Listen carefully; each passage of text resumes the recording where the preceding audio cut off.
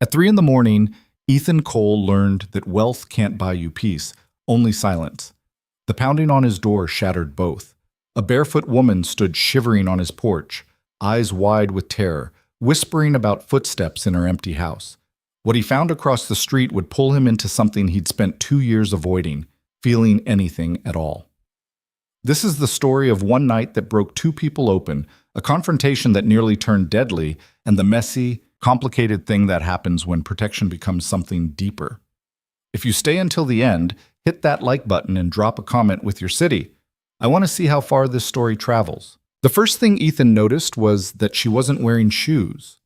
It was a strange detail to focus on, given that a woman he'd never spoken to was standing on his porch at 3 in the morning. But there it was, bare feet on cold concrete, toes curled against the chill, and the kind of trembling that started somewhere deep and worked its way out. "I'm sorry," she said, and her voice cracked on the second word. "I know it's late. I heard something." Ethan blinked himself more awake, one hand still on the doorframe, the other holding his phone. He'd been up anyway, couldn't sleep, had been staring at quarterly reports in his home office, like they might somehow organize themselves if he glared long enough. The knock had actually been a relief. Anything was better than another hour of pretending he was productive. "You heard something," he repeated, because his brain hadn't fully caught up yet. She nodded, quick and jerky, arms wrapped around herself. She was wearing what looked like pajamas, thin cotton pants and a tank top that wasn't doing much against the October air. Her hair was pulled back in a messy knot, and there were circles under her eyes that suggested she hadn't been sleeping much better than he had. "In my house, upstairs. Footsteps, I think, or, I don't know, something heavy moving around." She glanced over her shoulder at the small craftsman across the street, its windows dark. "I know how it sounds. I know I probably but I can't go back in there alone. I can't." The fear in her voice was real. Ethan had spent enough years reading people across conference tables to know when someone was performing and when they were barely holding it together. This woman was about 2 seconds from falling apart completely. "Okay," he said, and something in his chest shifted. Some old instinct he thought he'd buried. "Let me grab my shoes." He left her on the porch, didn't invite her in, didn't want to spook her more than she already was, and found his sneakers by the door, pulled on a hoodie over his t-shirt. His phone went in his pocket. He grabbed the heavy mag light from the kitchen drawer, the one he kept for power outages, and when he came back outside, she was exactly where he'd left her, staring at her house like it might bite. "I'm Ethan," he said as he stepped off his porch. "Lena." She fell into step beside him, hugging herself tighter. "I moved in about a month ago.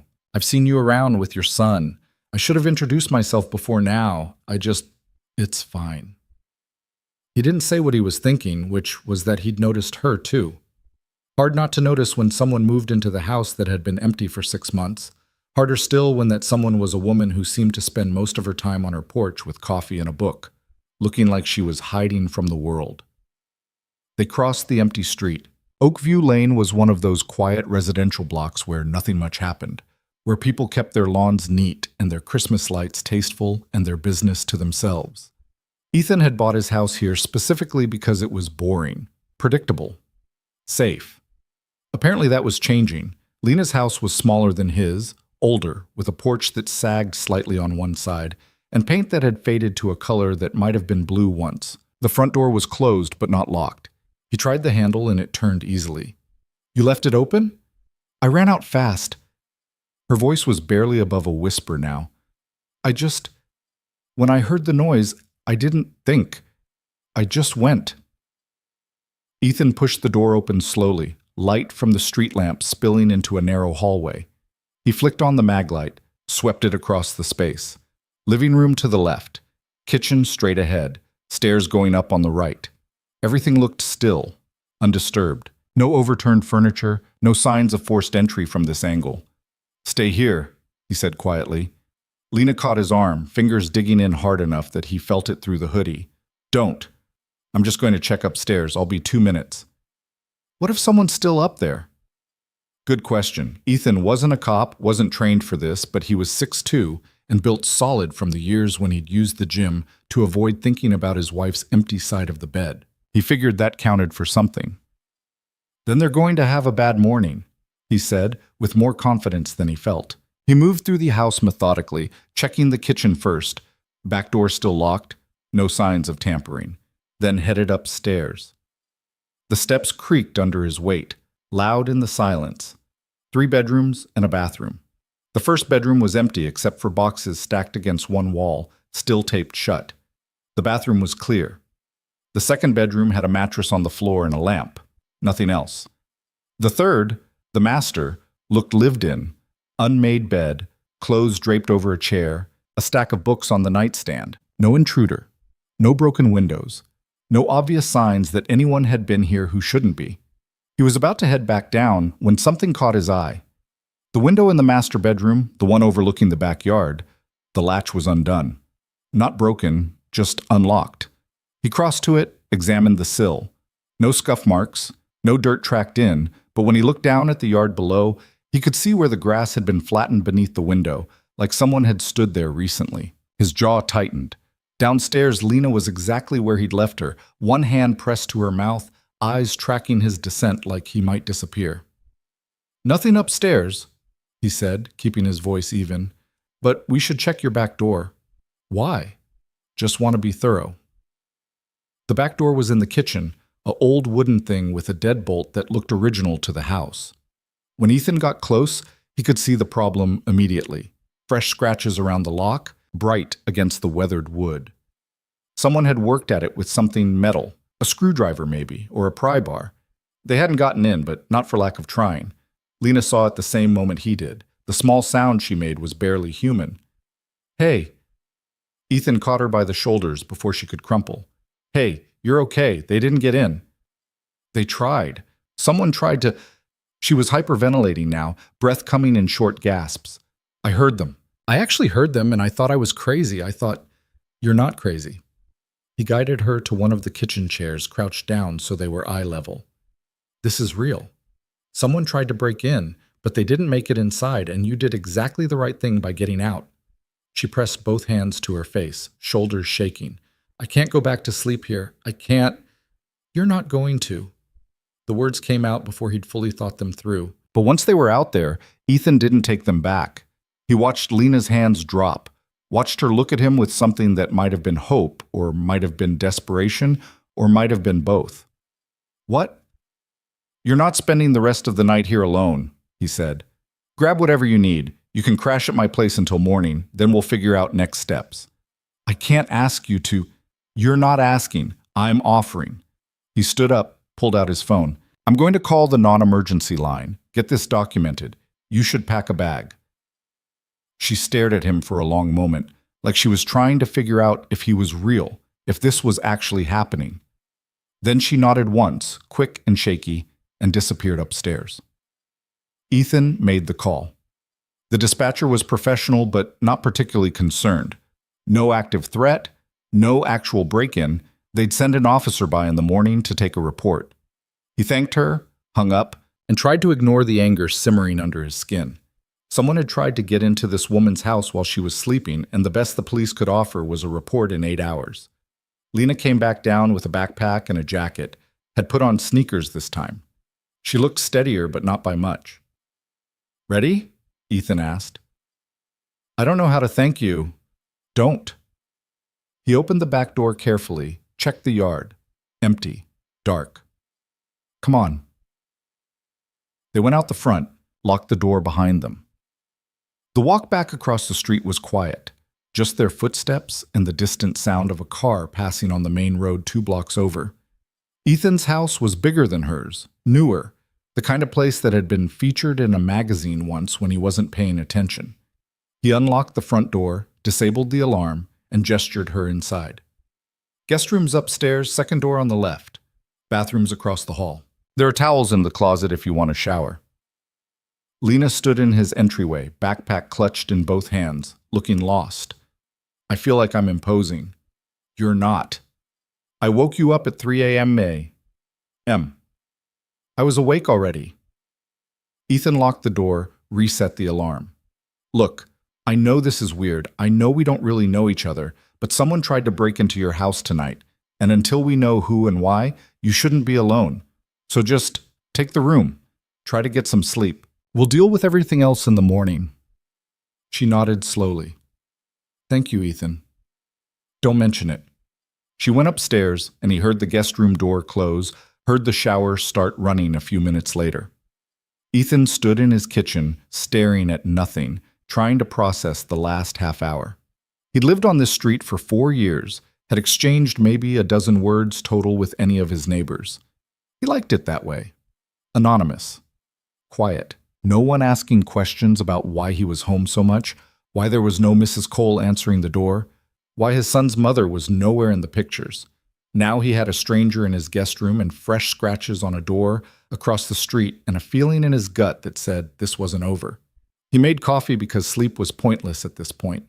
Sat at his kitchen island and pulled up his email. Tried to focus on anything that wasn't the sound of water running upstairs or the image of Lena's bare feet on his porch or the way her voice had cracked when she said, "I can't." The shower shut off. Silence settled over the house again, the kind of quiet that used to feel safe and now just felt hollow. Ethan checked the security camera feeds from his phone.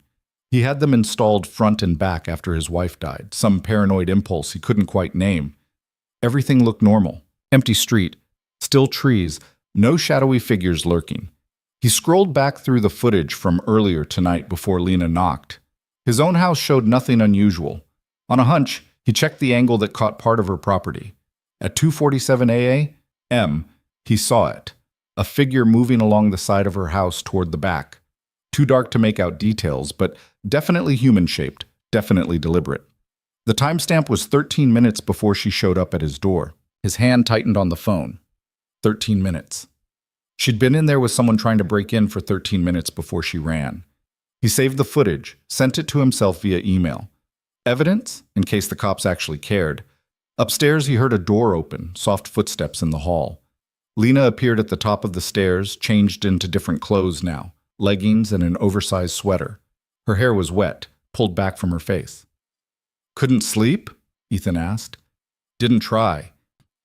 She came down slowly, like she wasn't sure if she was allowed. "I keep thinking about what might have happened if I'd stayed in bed, if I hadn't heard them. Don't do that to yourself." Easy to say. Fair point. Ethan gestured to the coffee maker. "Want some?" "Please." He poured her a mug, black, then remembered he should probably ask. "Cream? Sugar? This is fine." They stood on opposite sides of the kitchen island, drinking coffee in the pre-dawn quiet. Outside, the sky was just starting to lighten, that deep blue that came before sunrise. Ethan tried to think of something to say that wasn't, "Are you okay?" because clearly she wasn't, and wasn't, "Everything will be fine," because he had no idea if it would be. Lena spoke first. "I moved here to start over," she said quietly. "Sold everything I had, packed what fit in my car, drove until I found a place that seemed quiet, safe. I've been here 1 month and someone's already trying to break in. What does that say about my judgment? Says you got unlucky. Wrong place, wrong time. Or maybe I'm being followed." The way she said it, flat and certain, made Ethan's stomach drop. By who? Lena wrapped both hands around her mug, stared into it like it might have answers. "My ex-husband. Maybe. I don't know. I didn't tell him where I was going when I left. Changed my number, closed my old social media accounts. But he's persistent, and he doesn't like losing." Losing what? Control. She looked up at him then, and the exhaustion in her eyes was the kind that went deeper than one sleepless night. "We were together 6 years, married for 3. It started small. Checking my phone, wanting to know where I was all the time. Then it got bigger, who I could see, what I could wear, when I could leave the house. By the end, I was barely a person anymore, just his." Ethan felt something cold settle in his chest.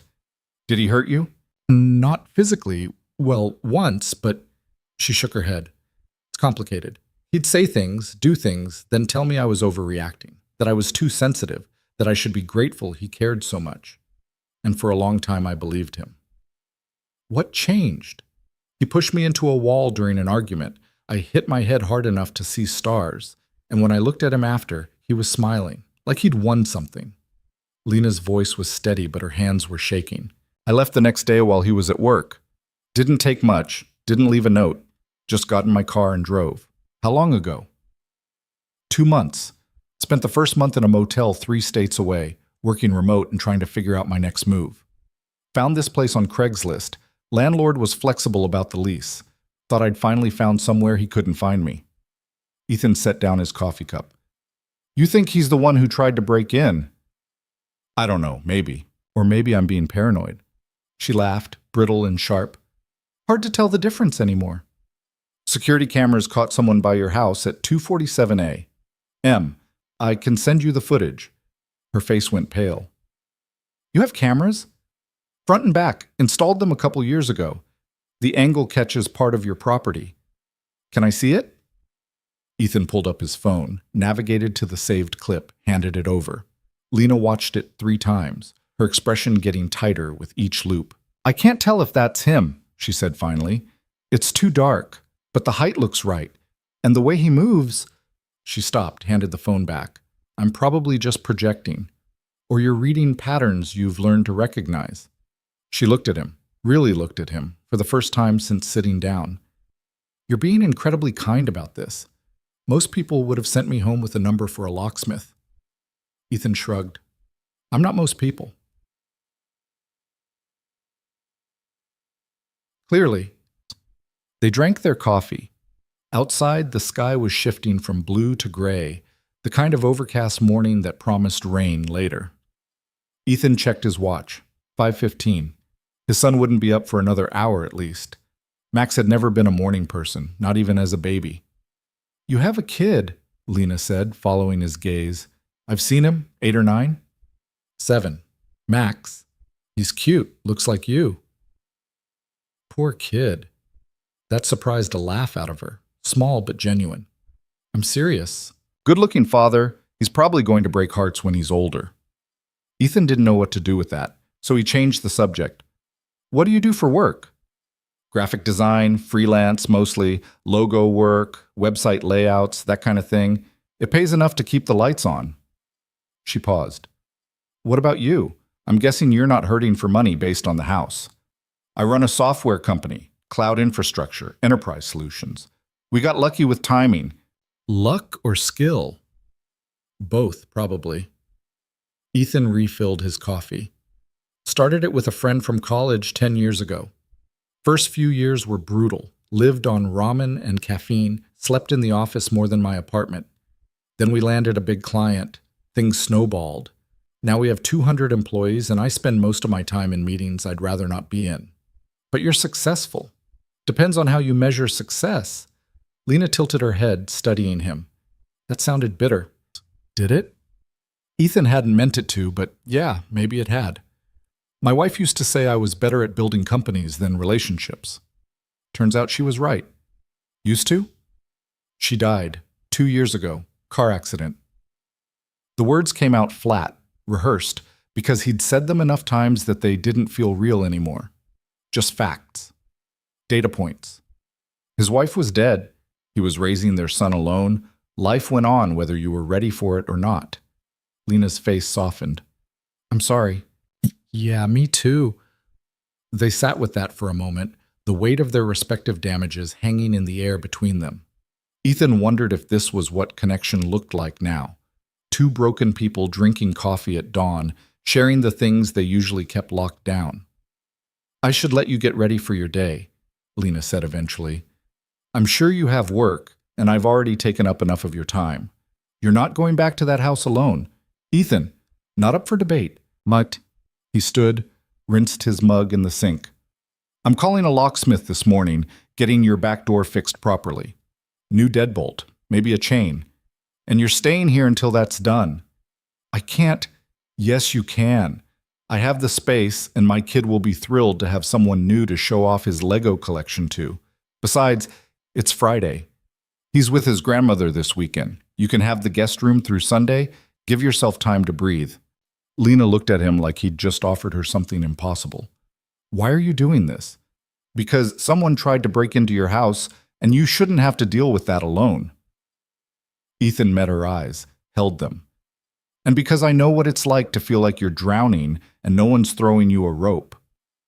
She nodded slowly, something in her expression cracking open. Okay, thank you. You already thanked me. I'll probably keep doing it. Upstairs, a door opened. Small footsteps padded across the landing, and then Max appeared at the top of the stairs, blonde hair sticking up in every direction, rubbing his eyes. Dad, who are you talking to? Morning, buddy. Come say hi to our guest. Max came down, gave Lena a shy wave. Hi. Hi, Lena said, smiling for the first time since she'd shown up on the porch. I'm Lena. I live across the street. Are you having breakfast with us? She glanced at Ethan, uncertain. She is, Ethan confirmed. What do you want? Pancakes? Yes. Max scrambled onto one of the bar stools. Can I help? Always. They made pancakes, the three of them, and it was surprisingly easy. Max chattered about school and his friend Tyler's birthday party next week, and how he was learning multiplication now, and did Lena know that 7 times 8 was 56? Lena listened, asked questions, laughed at Max's jokes. Ethan cooked and watched them and tried not to think too hard about how normal this felt. After breakfast, Max went to get dressed, and Lena helped clear the table despite Ethan's protests. He's a great kid, she said, loading plates into the dishwasher. He is, takes after his mom. I doubt that's entirely true. Ethan's phone buzzed, email from his assistant asking about a meeting on Monday. He typed out a quick response, then pulled up the locksmith's number he'd looked up earlier. I'm going to get that door fixed today, he said. You can come with me or stay here. Your call. I'll come. Should probably face it sooner rather than later. They went over around 10 after Ethan dropped Max at his grandmother's. The locksmith met them there, a gruff older guy who took one look at the scratches on the back door and whistled low. Someone really wanted in, he said. Can you fix it? Ethan asked. Sure. Going to recommend upgrading the whole setup, though. This lock's older than my first marriage. I'll put in something stronger. Add a chain for good measure. Do it. While the locksmith worked, Ethan walked the perimeter of Lena's property, checking windows, looking for other signs of tampering. Everything seemed secure except the back door. When he came around front again, Lena was sitting on the porch steps, arms wrapped around her knees. Anything? She asked. Just the one entry point. But I think you should consider a security system. Cameras, at least. I can't afford that right now. I can. She looked up sharply. No. Lena, I already owe you for the locksmith. I'm not letting you buy me a security system. It's not about owing me. It's about making sure you're safe. I don't take charity. It's not charity. It's... Ethan stopped, recalibrated. Look, I know we just met. I know this is all happening fast and probably feels weird, but someone tried to break into your house last night, and whether it was your ex or a random opportunist, the fact is you're not safe here without better security. So let me help. You can pay me back if it makes you feel better, but let me help. Lena stared at him for a long moment, jaw tight. Then her shoulders sagged. I hate this. Hate what? Needing help, feeling weak, all of it.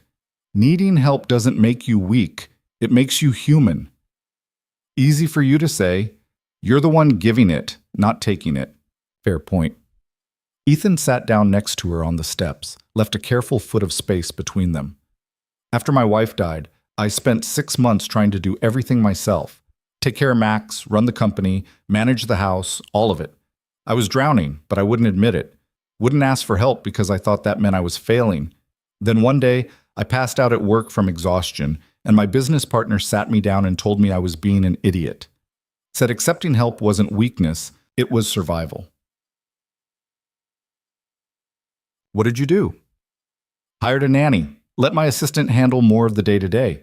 Started actually using my support system instead of pretending I didn't need one. He glanced at her.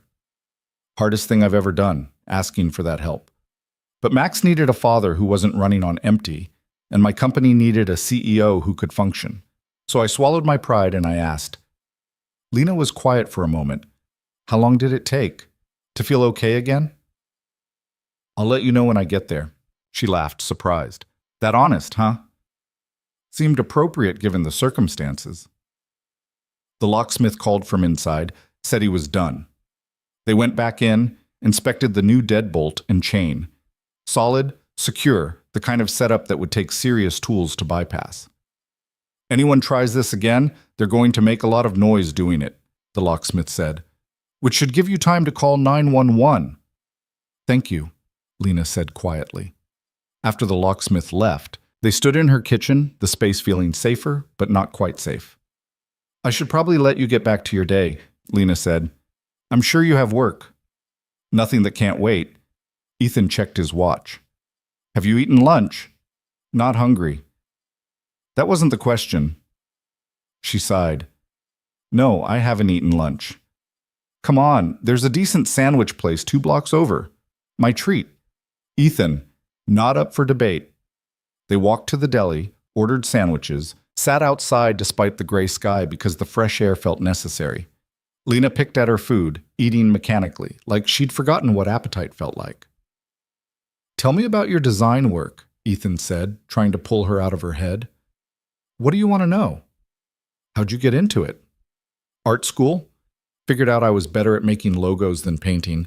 Switched majors junior year. Started freelancing after graduation. Built up enough clients to go full-time. She took a bite of sandwich, chewed slowly. It's not glamorous, but I like it. Get to work from home, set my own hours. Good for someone who doesn't like people very much. You don't like people? I like them fine in small doses, but Tyler... She stopped, set down her sandwich. He didn't like me having friends. Said they were a bad influence, that they didn't understand our relationship. So I stopped seeing them. And after a while, it was easier to just not have friends at all. What about now? Now I'm relearning how to be a person who exists outside of someone else's control. She met his eyes. It's harder than I expected. Ethan understood that more than he'd admit.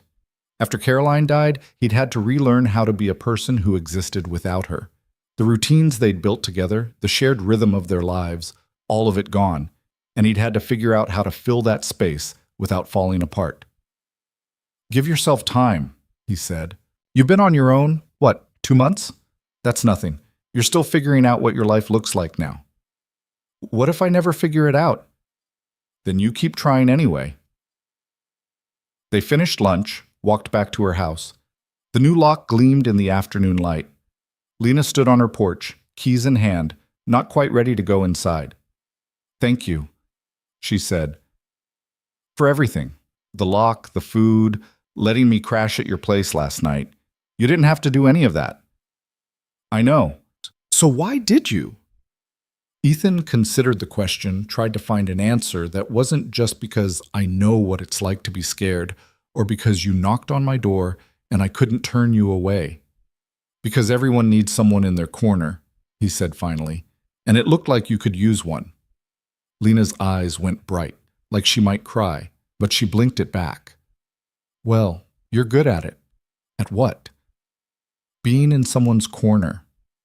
She went inside, locked the door behind her, both the deadbolt and the new chain. Ethan waited until he heard them click into place, then walked back across the street to his too big, too empty house. His phone rang as he was unlocking his front door, his mother calling to confirm she was keeping Max for the weekend, and did Ethan need anything? I'm fine, Mom. You always say that. Because it's always true. Ethan. I'll pick him up Sunday afternoon. Tell him to brush his teeth. He hung up before she could press further, went inside, locked his own door. The house felt quieter than usual, the kind of silence that used to be a refuge and now just felt lonely. His laptop was still on the kitchen counter where he'd left it that morning. Work emails piled up, meetings to reschedule, decisions to make. He opened his email, stared at the screen, closed it again. Instead, he pulled up the security footage from last night, watched the dark figure move along Lena's house one more time, tried to see details that weren't there, height, build, anything that might confirm or deny whether this was her ex-husband. The video didn't give him answers, just more questions. His phone buzzed. Text from an unknown number. Hey, it's Lena. Got your number from the locksmith's invoice. Just wanted to say thanks again. And if the offer to stay through the weekend is still open, I think I'll take it. If that's okay. Ethan stared at the message, something warm unfolding in his chest that he didn't quite know what to do with. It's open. Come over whenever. 3 dots appeared, disappeared, appeared again. Now okay? I know it's early, but this house feels different after last night. Doors unlocked. She showed up 10 minutes later, same backpack as before, looking steadier but still fragile around the edges. Thank you, she said as she stepped inside. You're going to wear that word out. Probably. Ethan showed her back to the guest room, reminded her where everything was. Then, because he didn't know what else to do, he offered to make dinner. You don't have to do that, Lena said. I'm cooking anyway. You want pasta? Yeah, that sounds good. They cooked together, not quite comfortable, but getting there. Lena chopped vegetables while Ethan handled the sauce, and they talked about nothing important. Favorite movies, best pizza toppings, whether cats or dogs were better pets. Surface-level stuff that felt safe. Dinner was good. Easy. The kind of meal Ethan used to have all the time before Caroline died, before eating became just another task on the list. After, they cleaned up together, loaded the dishwasher, wiped down counters. Lena's phone buzzed on the counter. She glanced at it, and her whole body went rigid. What is it? Ethan asked. She picked up the phone with shaking hands, turned it so he could see the screen. Unknown number, text message, 5 words. I know where you are. Ethan took the phone from her hands before she could drop it. The text sat there on the screen, 5 words that turned the warm kitchen cold. He read it twice, then checked the timestamp. Sent 4 minutes ago. Block the number, he said, keeping his voice level even though his pulse had kicked into high gear. What if it's him? What if blocking it makes him angrier? What if it's not him and you're letting some random asshole get in your head? Ethan handed the phone back. Either way, you don't engage. Block it. Screenshot it first for records, then block it. Lena's hands were shaking so badly she almost couldn't work the touchscreen. Ethan watched her fumble with it, watched the fear crawl back into her expression, and felt something sharp twist in his chest. They'd had one good evening, one normal meal, and now this. She managed to screenshot the message, then blocked the number, set the phone face down on the counter like it might bite her. Maybe I should go to the police, she said quietly. With what? An unknown number and a vague threat? They'll tell you to document it and call back if it escalates. So what am I supposed to do? Just wait around for him to... She stopped, pressed both hands to her face. This is exactly what he wants. Me scared, me jumping at shadows. He's probably sitting somewhere right now loving this. Ethan leaned against the counter, trying to think past the anger. Do you have any mutual friends? Anyone who might have told him where you are? I cut everyone off when I left, changed my number, deleted all my social media. The only people who know where I am are my landlord and my mom, and she wouldn't... Lena stopped, something flickering across her face. Oh no. What? My mom. She's been calling me, wanting to know if I'm okay, asking where I'm staying. I've been dodging her because she never liked that I left Tyler. She thought I was being dramatic, that all marriages have rough patches. Lena grabbed her phone again, pulled up her call log. She called 3 times yesterday. I didn't answer. What if she gave him my number? Would she do that? If he asked nicely enough? If he played the concerned husband routine? Lena's laugh was bitter. Yeah, she absolutely would. Ethan straightened. Call her, right now. Ask her directly if she's been in contact with him. She'll lie. Maybe. But you'll know from how she sounds. Lena stared at her phone like it was a live grenade. Then she pulled up her mom's contact, hit call, put it on speaker. It rang 4 times before a woman's voice answered, bright and false. Lena, sweetheart, I was starting to worry. You haven't been answering. Hi, Mom. Lena's voice was tight. I need to ask you something, and I need you to tell me the truth. Have you talked to Tyler? A pause. Too long. Why would you ask me that? That's not an answer. Honey, I don't understand why you're being so hostile. Mom, yes or no? Have you talked to Tyler since I left? Another pause, and then her mother sighed, the sound crackling through the speaker. He called me last week. He was worried about you, said you'd left without any explanation, and he just wanted to make sure you were safe. Lena closed her eyes. What did you tell him? Nothing. I said I didn't know where you were, which was true at the time. At the time. Well, you called me on Tuesday and mentioned you'd found a place, and I didn't give him your address, Lena. I just said you were somewhere in the Midwest and you seemed to be doing okay. Did you give him my new number? He asked, but I said I didn't have it, which was also true. You never gave it to me directly. I just had it from your call. Ethan watched Lena's face go pale, watched her grip the phone so hard her knuckles went white. You told him I was in the Midwest, Lena said slowly. Did you mention anything else? The city? The state? Maybe I mentioned you said something about oak trees outside your window, but that's not Lena, honey. He's your husband. He has a right to know you're okay. He's not my husband anymore. We're separated, and you had no right to tell him anything. Don't take that tone with me. I'm your mother. I'm allowed to be concerned. Concerned would be asking me what I need. This is... Lena stopped, breathing hard. I have to go. Lena, wait. She hung up, set the phone down carefully, and stood there trembling. Ethan gave her a minute, watching her try to pull herself back together and failing. Oak trees, she said finally. I told her about the street name, Oakview Lane, and the Midwest. He could narrow it down from that if he tried hard enough. That's still a lot of ground to cover. You don't know Tyler. When he wants something, he doesn't stop until he gets it. She looked at Ethan, eyes wide. The break-in attempt. The text. What if he's already here? Then we make sure he can't get to you. How? You can't watch me 24/7. You have a life, a kid, a company to run. I can't ask you to... Stop. Ethan moved closer, not touching her, but close enough that she had to look at him. You're not asking, I'm offering. And yeah, I have responsibilities, but none of them are more important than making sure someone doesn't get hurt on my watch. Why do you even care? You don't know me. I know enough. Lena shook her head, something between laughter and tears catching in her throat. You're either the best person I've ever met or the worst judge of character. Probably both. That surprised a real laugh out of her, shaky but genuine. She wiped her eyes, took a breath that sounded like it hurt. Okay, so what do we do? Ethan pulled out his phone, started typing. First, you forward me that text and any others you get. Second, we document everything. Screenshots, timestamps, the whole thing. Third, you file for a restraining order on Monday. I know a lawyer who can help. I can't afford a lawyer. He owes me a favor. Don't worry about it. Ethan, not up for debate. He sent off the email to his lawyer, then pulled up his security camera app. I'm also going to install cameras at your place. Front, back, side entrance. They'll feed to an app on your phone so you can see what's happening even when you're not there. That's expensive. So's my coffee habit. We all have our vices. Lena stared at him. I don't understand you. Join the club.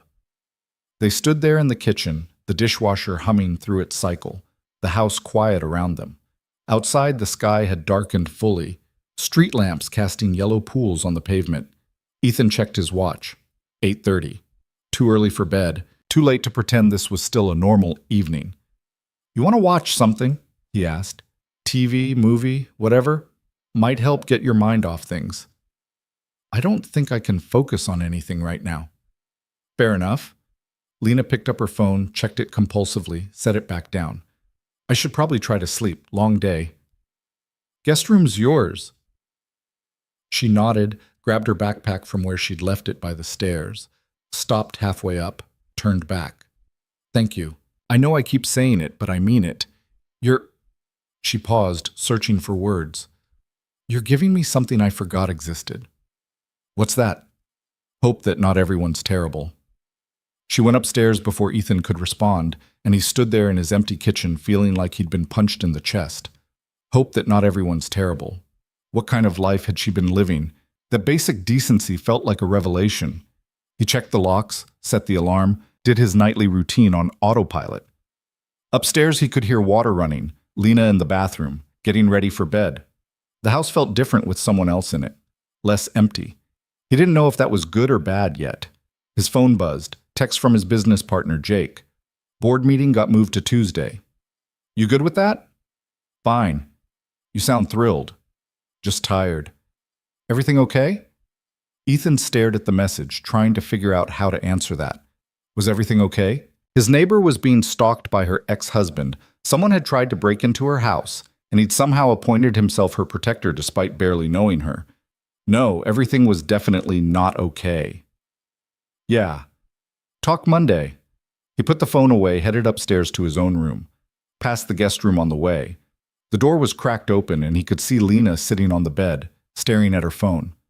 She looked small, young, scared. Ethan kept walking, closed his own door, tried to sleep. It didn't work. His brain wouldn't shut off, kept cycling through the same questions. Who was Tyler Hart? What did he look like? How far would he go to get Lena back? At midnight, Ethan gave up on sleep and went back downstairs. Made tea this time instead of coffee, stood at the kitchen window looking out at Lena's house across the street. Dark windows. New lock. Damage already done. His phone lit up on the counter. Security camera alert, movement detected. Ethan's stomach dropped. He pulled up the app, switched to the live feed from his front camera. A car had pulled up outside Lena's house. Dark sedan, windows tinted. As he watched, the driver's door opened and someone got out. Male, average height, wearing a baseball cap pulled low. The figure walked up to Lena's front door, tried the handle, found it locked. Stood there for a moment, just looking at the house, then pulled out a phone and started typing. Ethan was already moving, taking the stairs 2 at a time. He knocked on the guest room door, kept his voice low. Lena, you awake? The door opened immediately. She was still dressed, looked like she hadn't even tried to sleep.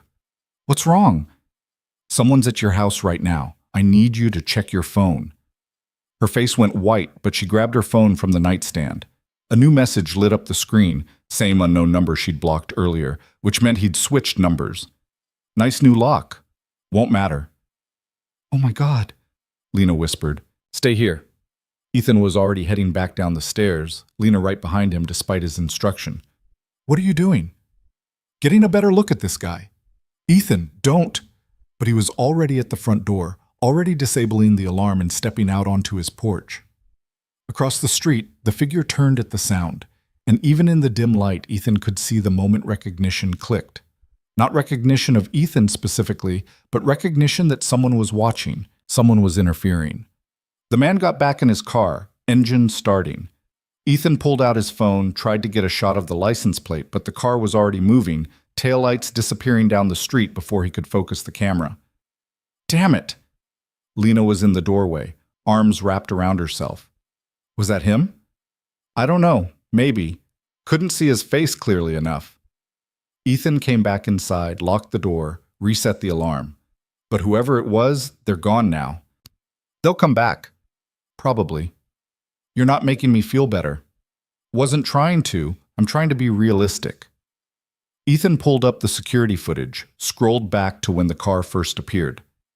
I got partial plates. Might be enough for the cops to work with.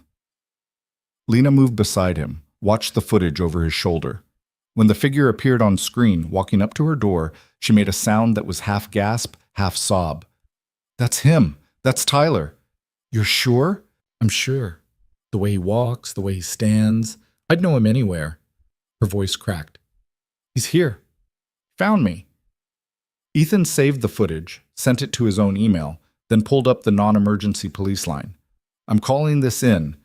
They won't do anything. Maybe not tonight, but it's documentation. Paper trail matters. The dispatcher took the report with the same bureaucratic detachment as before.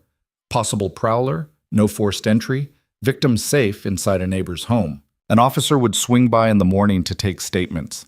Ethan thanked her, hung up, resisted the urge to throw his phone across the room. Paper trail, he said flatly. Lena had sunk down onto the couch, phone clutched in both hands. He's not going to stop. You understand that, right? Tyler doesn't give up. He'll keep coming back until... She stopped, couldn't finish the sentence. Ethan sat down next to her, leaving space but not much. Until what? Until he gets what he wants, which is me, scared and small and back under his control. She looked at Ethan, eyes red. Or until someone makes him stop. Someone's going to make him stop. Who? The police don't care. The legal system moves at a glacial pace, and I can't fight him. Every time I try to stand up to him, he just gets worse. So don't fight him alone. Lena laughed, sharp and broken. What are you going to do, Ethan? Follow me everywhere? Sleep on my couch? You have a life. Yeah, and part of that life now includes making sure my neighbor doesn't get terrorized by her psycho ex-husband. I'm not your responsibility. No, you're not. But I'm making you my problem anyway, so get used to it. They sat in the quiet, nothing but the sound of the heating system kicking on and Lena's ragged breathing. Ethan tried to think of something comforting to say and came up empty. Comfort required lies right now, and he'd already decided he wasn't going to lie to her. I'm scared, Lena said finally. Not just of Tyler, of this. Of letting someone help me, letting someone see how badly I've screwed up my life. Of what happens when you realize I'm not worth all this trouble. That's not going to happen. You don't know that. Yeah, I do. Ethan shifted to face her. You want to know what I see when I look at you? I see someone who left an abusive relationship with basically nothing, started over in a strange city, built a life from scratch. That's not screwing up. That's survival. Survival would be not getting found. He didn't find you because you messed up. He found you because he's obsessive and your mother sold you out. Neither of those things are your fault. Lena's chin trembled. I should have known better than to trust her. Hindsight's always perfect. You were trying to maintain a relationship with your mother. That's normal, human. It was stupid. It was hope. Ethan let that sit for a moment. And hope's never stupid, even when it bites you in the ass. That got a watery smile out of her. You're surprisingly philosophical for a software CEO. I contain multitudes. Lena's phone buzzed. Another message, different unknown number. I saw you watching. Tell your boyfriend he can't protect you forever. Ethan read it over her shoulder, felt his jaw tighten. Forward that to me, and block this number too. He'll just get another one. So we'll keep blocking them. He wants to play games. We can play games. This isn't a game to him. This is... Lena stopped, something shifting in her expression. He thinks you're my boyfriend. So? So he's going to come after you too. That's what he does. When I had friends, when I had coworkers he thought were too friendly, he'd make their lives hell until they backed off. He's going to try to scare you away. Good luck to him. Ethan, I'm serious. He's not stable. If he thinks you're between him and what he wants, he won't stop at property damage or creepy texts. He'll escalate. Then let him escalate. I've dealt with worse than some controlling asshole with boundary issues. Lena looked at him like he was insane. Have you? Have you really? Ethan thought about the months after Caroline died. The reporters camped outside his house trying to get a statement. The conspiracy theorists online who decided her accident was somehow suspicious. The business rivals who tried to use his grief as leverage. Yeah, he'd dealt with worse. I can handle myself, he said simply. That's not the point. The point is you shouldn't have to. Neither should you, but here we are. Lena set her phone down, face up this time, like she was daring it to buzz again. I don't know what I did to deserve you showing up in my life, but I'm trying really hard not to question it. Probably smart. They sat there until nearly 2 a.m, neither one willing to admit they were too wired to sleep. Ethan made more tea. Lena paced the living room, checking her phone compulsively, flinching at every small sound. When she finally went back upstairs, Ethan stayed on the couch, phone in hand, watching the security feeds like Tyler might materialize out of thin air. He didn't. The street stayed empty. But Ethan didn't sleep anyway, just dozed in and out, jerking awake every time his phone vibrated with a camera alert. A cat crossing the yard, a car passing by. Normal neighborhood things that felt sinister at 3 a.m. Morning came gray and cold. Ethan made coffee, stood at the kitchen window watching Lena's house like the answers might be written on the siding. His phone rang just after 7. Unknown number. He answered it anyway, some instinct telling him to. Yeah. Is this Ethan Cole? That's male voice, smooth, confident. Who's asking? I think you know who. I saw you last night. Standing on your porch like some kind of hero. Very noble. Boss. Mate. A pause. How long have you been sleeping with my wife? Ethan's grip on the phone tightened. I'm not sleeping with anyone. And she's not your wife anymore. See, that's where you're wrong. Lena and I, we're taking a break. That's all this is. A rough patch. She'll come back when she's ready. She left you because you're abusive. Tyler laughed, and there was something cold in it. Abusive, that's a strong word. I was protective, maybe a little overprotective, but that's because I love her. Someone had to look out for her. By controlling every aspect of her life? By keeping her safe, which is more than you can do, Mr. Cole. I know who you are. Looked you up. Software billionaire, widower, single dad. Very impressive. But money and good intentions don't stop someone who's determined. Is that a threat? It's a fact. Lena belongs with me. And whatever you think is happening between you two, it's temporary. She'll see that eventually. Or maybe she'll finally realize she deserves better than a stalker with control issues. Another laugh. Big words from someone who's known her for what, 2 days? You don't know her. You don't know what she needs. But I do. And I'm going to give it to her, whether she thinks she wants it or not.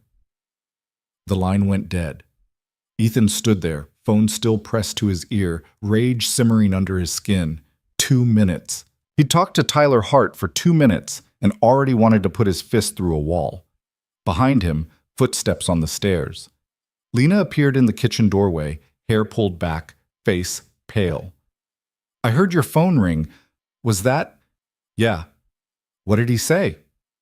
Ethan repeated the conversation, watching Lena's expression shift from fear to resignation to something that might have been anger. He called me his wife, she said quietly. We haven't been together in 2 months, and he still thinks he owns me. He doesn't. Try telling him that. I did. Didn't take. Lena moved to the coffee maker, poured herself a mug with shaking hands. He's going to keep pushing until something breaks. That's what he does. He pushes and pushes until you're so tired of fighting that giving in seems easier. So we don't give in. Easy to say. Didn't say it was easy, just said we're not doing it. She turned to look at him, coffee cup halfway to her lips. Why are you so calm about this? He threatened you. He's clearly unhinged. Most people would be backing away right now. I'm not most people. I'm starting to see that. Lena took a sip of coffee, winced like it burned. The officer's supposed to come by this morning to take statements about last night. I'll be there. You don't have to. Stop saying that. I'm going to be there. The officer showed up at 9. Young guy who looked fresh out of the academy and took their statements with the enthusiasm of someone filling out DMV paperwork. He looked at the security footage Ethan showed him, made notes about the license plate, asked Lena if she felt safe. Define safe, Lena said. The officer shifted uncomfortably. Ma'am, I understand this is stressful, but without evidence of a direct threat or physical harm, there's not much we can do at this stage. The text messages are concerning, but they're not explicitly threatening. The person on your property last night didn't attempt to break in. Legally, we can't act on what someone might do. So I'm supposed to wait until he actually hurts me? I'm not saying that. I'm saying we need more to build a case. Have you considered filing for a restraining order? I'm doing that Monday. Good. That's good. The officer closed his notebook. In the meantime, keep documenting everything. Every text, every call, every sighting. And if he makes contact again, call 911 immediately. After he left, Lena sat on her porch steps, head in her hands. Ethan sat down next to her, close enough their shoulders almost touched. That was useless, she said. Yeah. They're not going to help. Probably not. So what do we do? Ethan pulled out his phone, started typing. We install those security cameras today. We get you that restraining order Monday. And we make sure you're never alone long enough for Tyler to try anything. That's not sustainable. Don't care. Lena looked at him, something shifting in her expression. You're really not going to back down, are you? Nope. Even though this is insane and we barely know each other and I'm clearly a disaster? Especially because of that. She laughed, surprised. You're either crazy or the best thing that's happened to me in years. Could be both. They spent the rest of the day installing cameras. Ethan ordered them rush delivery, paid extra for same day, and by afternoon they were mounting them around Lena's property. Front door, back door, side entrance. 3 angles, all feeding to an app on both their phones. Lena watched him work, handing him tools, asking questions. You know a lot about security systems for a software guy. Picked it up after Caroline died, got paranoid about Max's safety. That's not paranoia. That's being a good father. Tell that to my therapist. That surprised her. You're in therapy? Was. For about 6 months after Caroline. Helped some. Ethan secured the last camera, climbed down from the ladder. Still have bad days, but at least now I know what they are instead of just white-knuckling through. Does Max know? About your wife, I mean. He was 5 when it happened. Knows his mom's gone, knows she's not coming back. We talk about her sometimes. He asks questions. Ethan tested the camera feed on his phone, made sure it was working. It's not perfect, but we manage. Sounds like you're doing better than managing. Some days, he met her eyes. Some days I'm just going through the motions and hoping no one notices. I get that. They went back inside, tested all the feeds, made sure everything was recording properly. Tyler hadn't shown up again, but Ethan didn't take that as a good sign. Guys like Tyler didn't just give up. They waited. They planned. Lena's phone buzzed. She checked it, face tightening. My lawyer called back. She can see me Monday at 10. Good. She said restraining orders can take a while to process. Couple weeks, minimum. So we wait. And in the meantime, Ethan checked his watch, 4:30. In the meantime, we get dinner and pretend today was just a normal Saturday. Nothing about today was normal. Then we pretend anyway. They ordered pizza, ate it on Ethan's couch, with a movie playing that neither of them really watched. Lena kept checking her phone. Ethan kept checking the camera feeds. Normal was apparently relative. At 10, Lena's phone rang. Her mother's number. She stared at it, didn't answer. You should talk to her, Wool, Ethan said. Why? So she can defend Tyler again? So you can tell her exactly what her information cost you. Lena answered on the last ring, didn't put it on speaker this time. Ethan could hear her mother's voice, high and defensive, but not the words. Lena listened for maybe 30 seconds, then cut in. No, you don't get to do this. You don't get to tell Tyler where I am and then act like you were helping. Her voice was steel. He showed up at my house last night. He's been sending threatening texts. He called my neighbor this morning. This is your fault. More noise from the other end. Lena closed her eyes. I don't care if you thought you were doing the right thing. You weren't. You chose him over me. So here's what's going to happen. You're not going to contact me again. You're not going to give Tyler any more information. And if he asks, you're going to tell him you haven't heard from me. Do you understand? A pause. Then Lena hung up, set the phone down carefully, and burst into tears. Ethan didn't think, just moved, pulled her into a hug. She fell apart against his chest, sobbing hard enough that her whole body shook. He held her through it, one hand in her hair, the other around her shoulders, and didn't say anything because there was nothing to say that would help. Eventually she pulled back, wiped her face with her sleeve. Sorry, I don't usually. It's fine. It's not fine. I just cried all over you. Won't be the first time. Max is a champion crier when he's upset. That surprised a wet laugh out of her. I'm a mess. Yeah, so am I. We'll figure it out. They stayed up too late that night, neither one wanting to admit they were avoiding sleep. Lena eventually disappeared upstairs around midnight, and Ethan crashed on the couch with his phone in his hand, camera feeds pulled up, waiting for something that didn't come. Sunday morning arrived gray and wet, rain drumming against the windows, and Ethan woke with a crick in his neck and 3 missed calls from his mother. He called her back while making coffee, phone wedged between his shoulder and ear. You were supposed to pick up Max yesterday afternoon, she said instead of hello. I said Sunday afternoon, today. You said Saturday. Ethan closed his eyes, tried to remember the conversation. Maybe he had said Saturday. The last few days were bleeding together. Sorry, Mom. I'll be there by noon. Is everything all right? You sound distracted. Just dealing with some stuff, nothing major. Ethan, I'll see you at noon. He hung up before she could press, drained his coffee, and headed upstairs to shower. Passed the guest room on the way back and heard water running. Lena was already up. He got dressed, checked his phone. No new messages, no camera alerts, nothing. The quiet felt wrong somehow, like the eye of a storm. Lena appeared downstairs 20 minutes later, hair still damp, wearing jeans and a sweater that looked too big for her. She'd lost weight recently, Ethan realized. Not enough to be obvious at first glance, but enough that her clothes hung loose. "You're picking up Max today," she said. "Yeah, noon.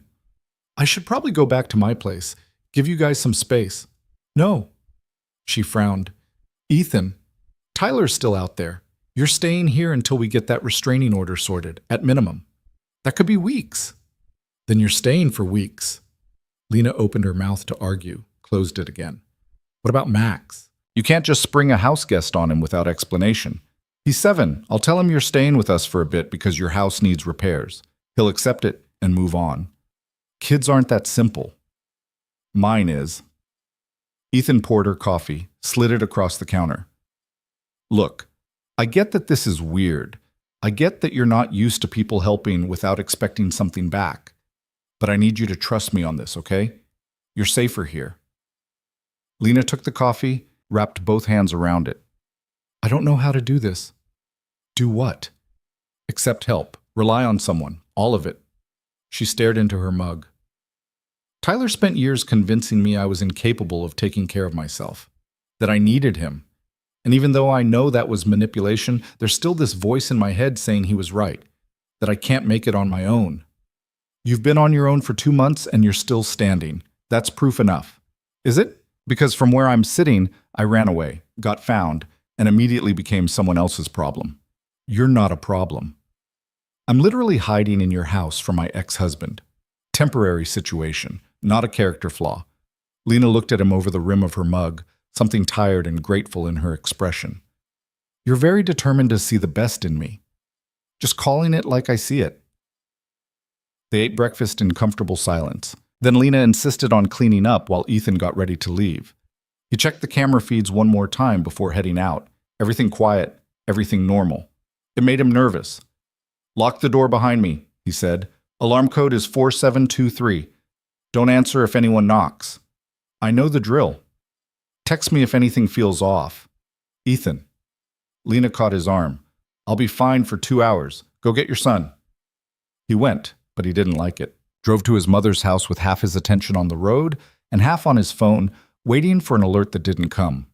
His mother lived in a suburb 20 minutes away, one of those planned communities where every house looked identical and the HOA had opinions about mailbox colors.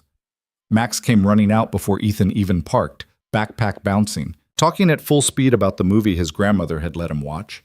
And could they get ice cream on the way home? And his friend Jacob had a new video game. Could he get it too? "Slow down, bud," Ethan said, ruffling his hair. "One question at a time." His mother appeared on the porch, arms crossed. "We need to talk." Ethan's stomach sank. "About what?" "About why you forgot to pick up your son yesterday.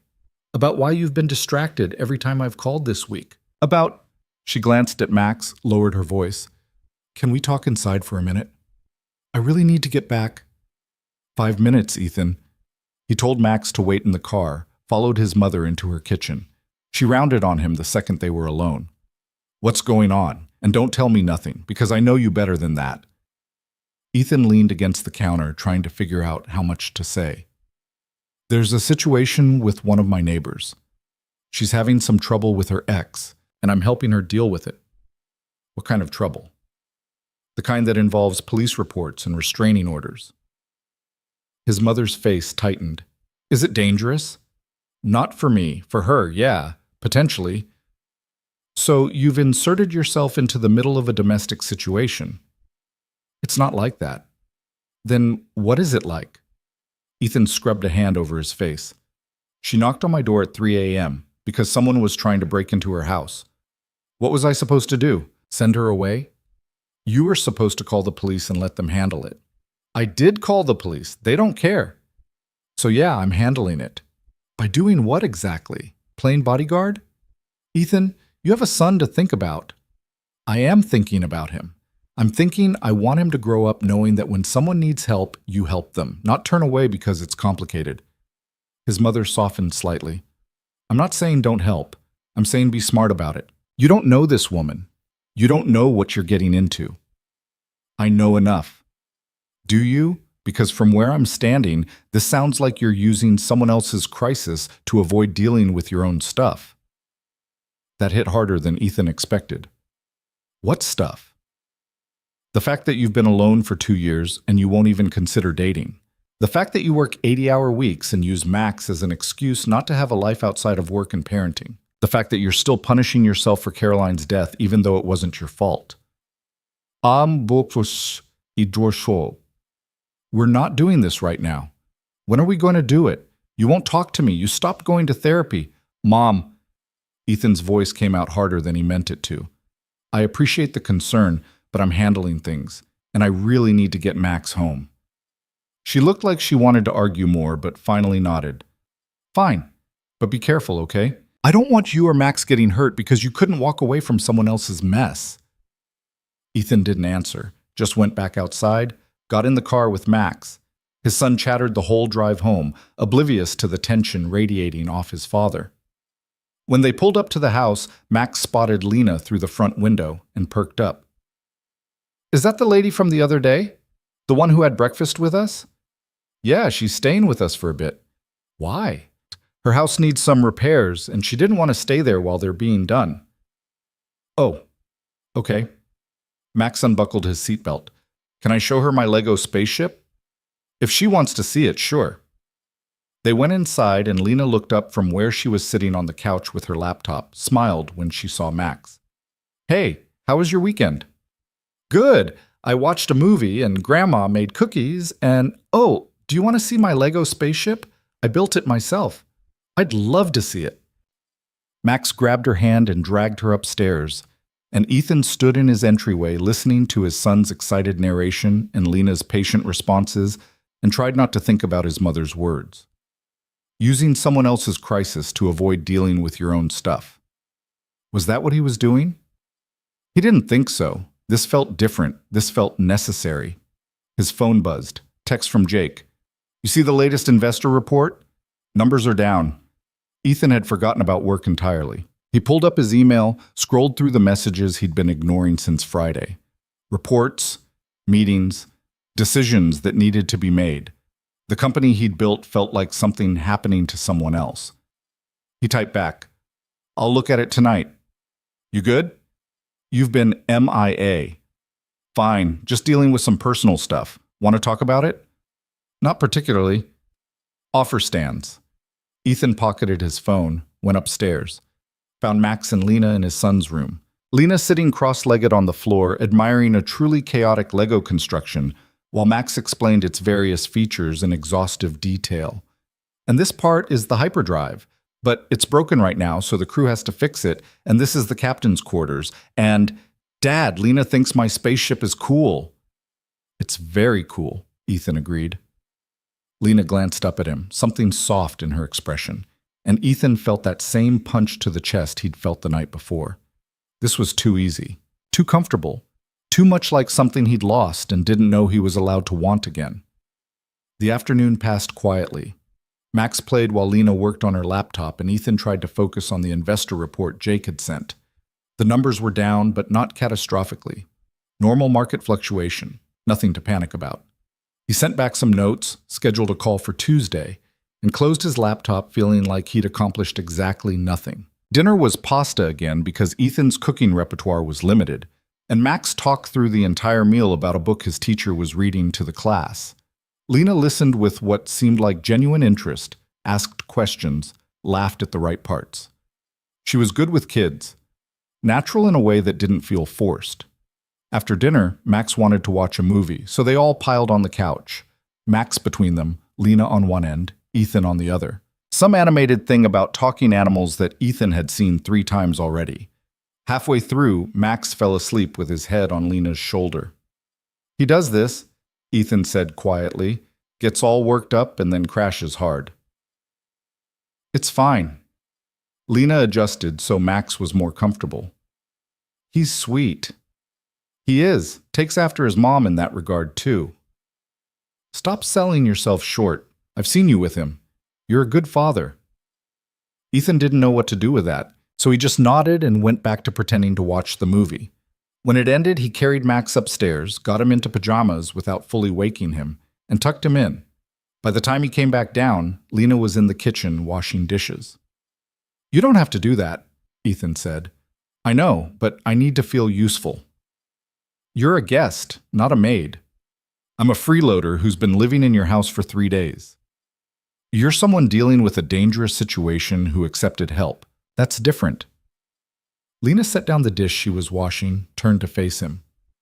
Your mother called while you were putting Max to bed. I didn't answer, but she left a voicemail. Said she forgot to mention something and could you call her back? I'll deal with it tomorrow. She sounded worried. She's always worried. Comes with the territory. Ethan grabbed a dish towel, started drying. She thinks I'm making a mistake helping you. Is she right? No? How do you know? Because mistakes feel different than this. Lena studied him. What does this feel like? Ethan set down the towel, tried to find words for something he hadn't fully articulated even to himself. Like I'm doing something that matters, like I'm not just going through the motions for once. That's a lot of pressure to put on helping your neighbor. Maybe. But it's true anyway. They finished the dishes in silence. Lena's phone had been quiet all day. No texts, no calls, nothing from Tyler. It should have felt like relief, but instead felt like anticipation. The other shoe, waiting to drop. At 10, Lena went upstairs. Ethan stayed down, laptop open, pretending to work while actually watching the security feeds. Everything remained still until just past midnight, when a car rolled slowly down Oakview Lane. Dark sedan, tinted windows. Same one from before. Ethan's pulse kicked up. He watched the car pause in front of Lena's house, idle there for a solid 2 minutes, then continue down the street and disappear around the corner. No one got out. No direct threat. But the message was clear. I'm still here. I'm watching. He saved the footage, sent it to his email, added it to the growing file he was building. Documentation, like the useless cop had said. As if a paper trail would stop someone who'd already demonstrated he didn't care about boundaries. Monday morning came too fast. Ethan woke on the couch again, neck screaming, phone dead on his chest. He plugged it in, checked the time. 7:15. Lena's lawyer appointment was at 10. He needed to shower, needed to wake Max up, needed to figure out how to manage a full day when all he wanted was to keep both of them locked in the house until Tyler gave up or hell froze over. Lena appeared while he was making coffee, already dressed, makeup on, looking more put together than she had any right to after the week they'd had. You slept on the couch again, she said. Yeah. You have a perfectly good bed upstairs. Couch has a better view of the security feeds. She poured herself coffee, leaned against the counter. This can't keep going. You're going to make yourself sick. I'm fine. Ethan, I'm fine, he repeated, with enough edge that she backed off. They got Max ready for school, and Ethan drove him while Lena stayed at the house. When he got back, she was waiting by the door with her purse and jacket. Ready? He asked. As I'll ever be. The lawyer's office was downtown, sleek and professional, the kind of place that charged by the minute. Ethan had called in the favor Sunday night, and Rebecca Chen had agreed to see Lena pro bono as long as Ethan didn't make it a habit of asking. Rebecca was sharp, mid-40s, with the kind of no-nonsense energy that made even Ethan sit up straighter. She listened to Lena's story without interrupting, took notes, asked pointed questions. Do you have documentation of the abuse? Rebecca asked. Not really. He never hit me except that once, and I didn't report it. What about the controlling behavior? Text messages, emails, anything that shows a pattern? I deleted most of it when I left. I just wanted it all gone. Rebecca's expression didn't change, but Ethan could see her calculating. The recent activity helps. The security footage, the texts from unknown numbers, the phone call to Mr. Cole. We can work with that. But I'll be honest, Miss Hart, restraining orders aren't magic. They're a piece of paper. They work when the other party respects legal boundaries. Your ex doesn't sound like someone who will. So what do I do? You file anyway because it gives law enforcement more tools if he violates it. You document everything. You vary your routines, stay vigilant, and you prepare for the possibility that this gets worse before it gets better. Lena's hands were shaking. Ethan reached over, covered one of them with his own. She didn't pull away. Rebecca walked them through the process, explained timelines and hearings and what to expect. By the time they left an hour later, Lena looked wrung out. "That was terrifying, Ethan," she said once they were back in Ethan's car. "Yeah." She basically said the restraining order won't stop him. She said it might not. That's different. Not by much. Lena stared out the window. "I keep thinking about what happens if he shows up when Max is around. What if your son gets caught in the middle of this because I'm staying at your house? Then I'll handle it." "How?" "However I have to." She looked at him. "You say that like it's simple." "It is simple. You're under my roof. That makes you my responsibility. Anyone who wants to get to you goes through me first." Ethan, that's insane. You barely know me." "Keep saying that. Doesn't make it more true." They drove in silence for a while, Lena processing, Ethan watching the rearview mirror more than the road ahead. No dark sedan, no signs of being followed. But that didn't mean Tyler wasn't watching from somewhere else. Ethan's phone rang through the car's speakers, Jake's name on the display. He almost didn't answer, but then remembered the investor report and the Tuesday call in the company he was supposed to be running. "Yeah." "Where are you? We had a 9:30.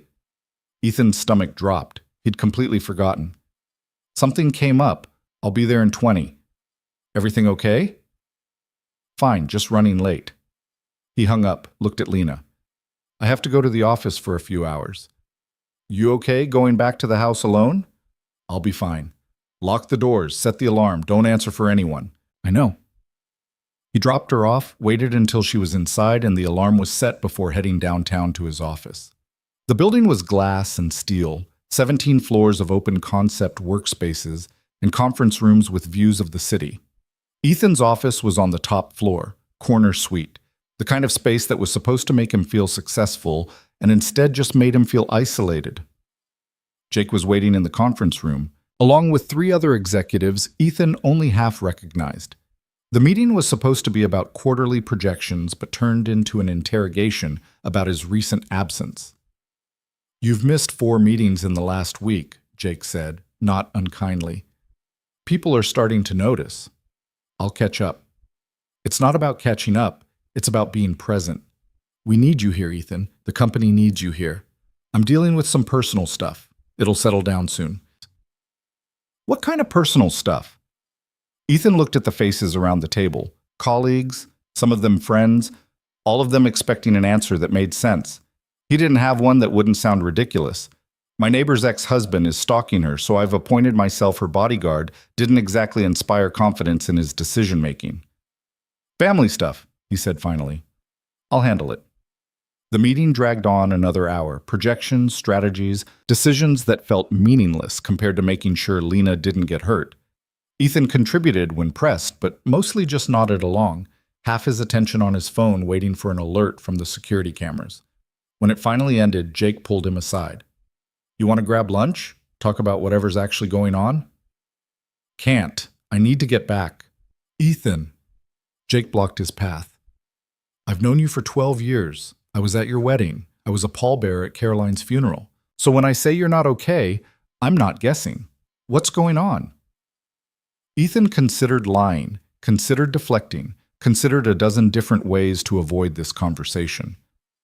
Then he remembered Lena crying on his couch, and the sound of Tyler's voice on the phone, and the way his mother had looked at him yesterday like he was making the biggest mistake of his life.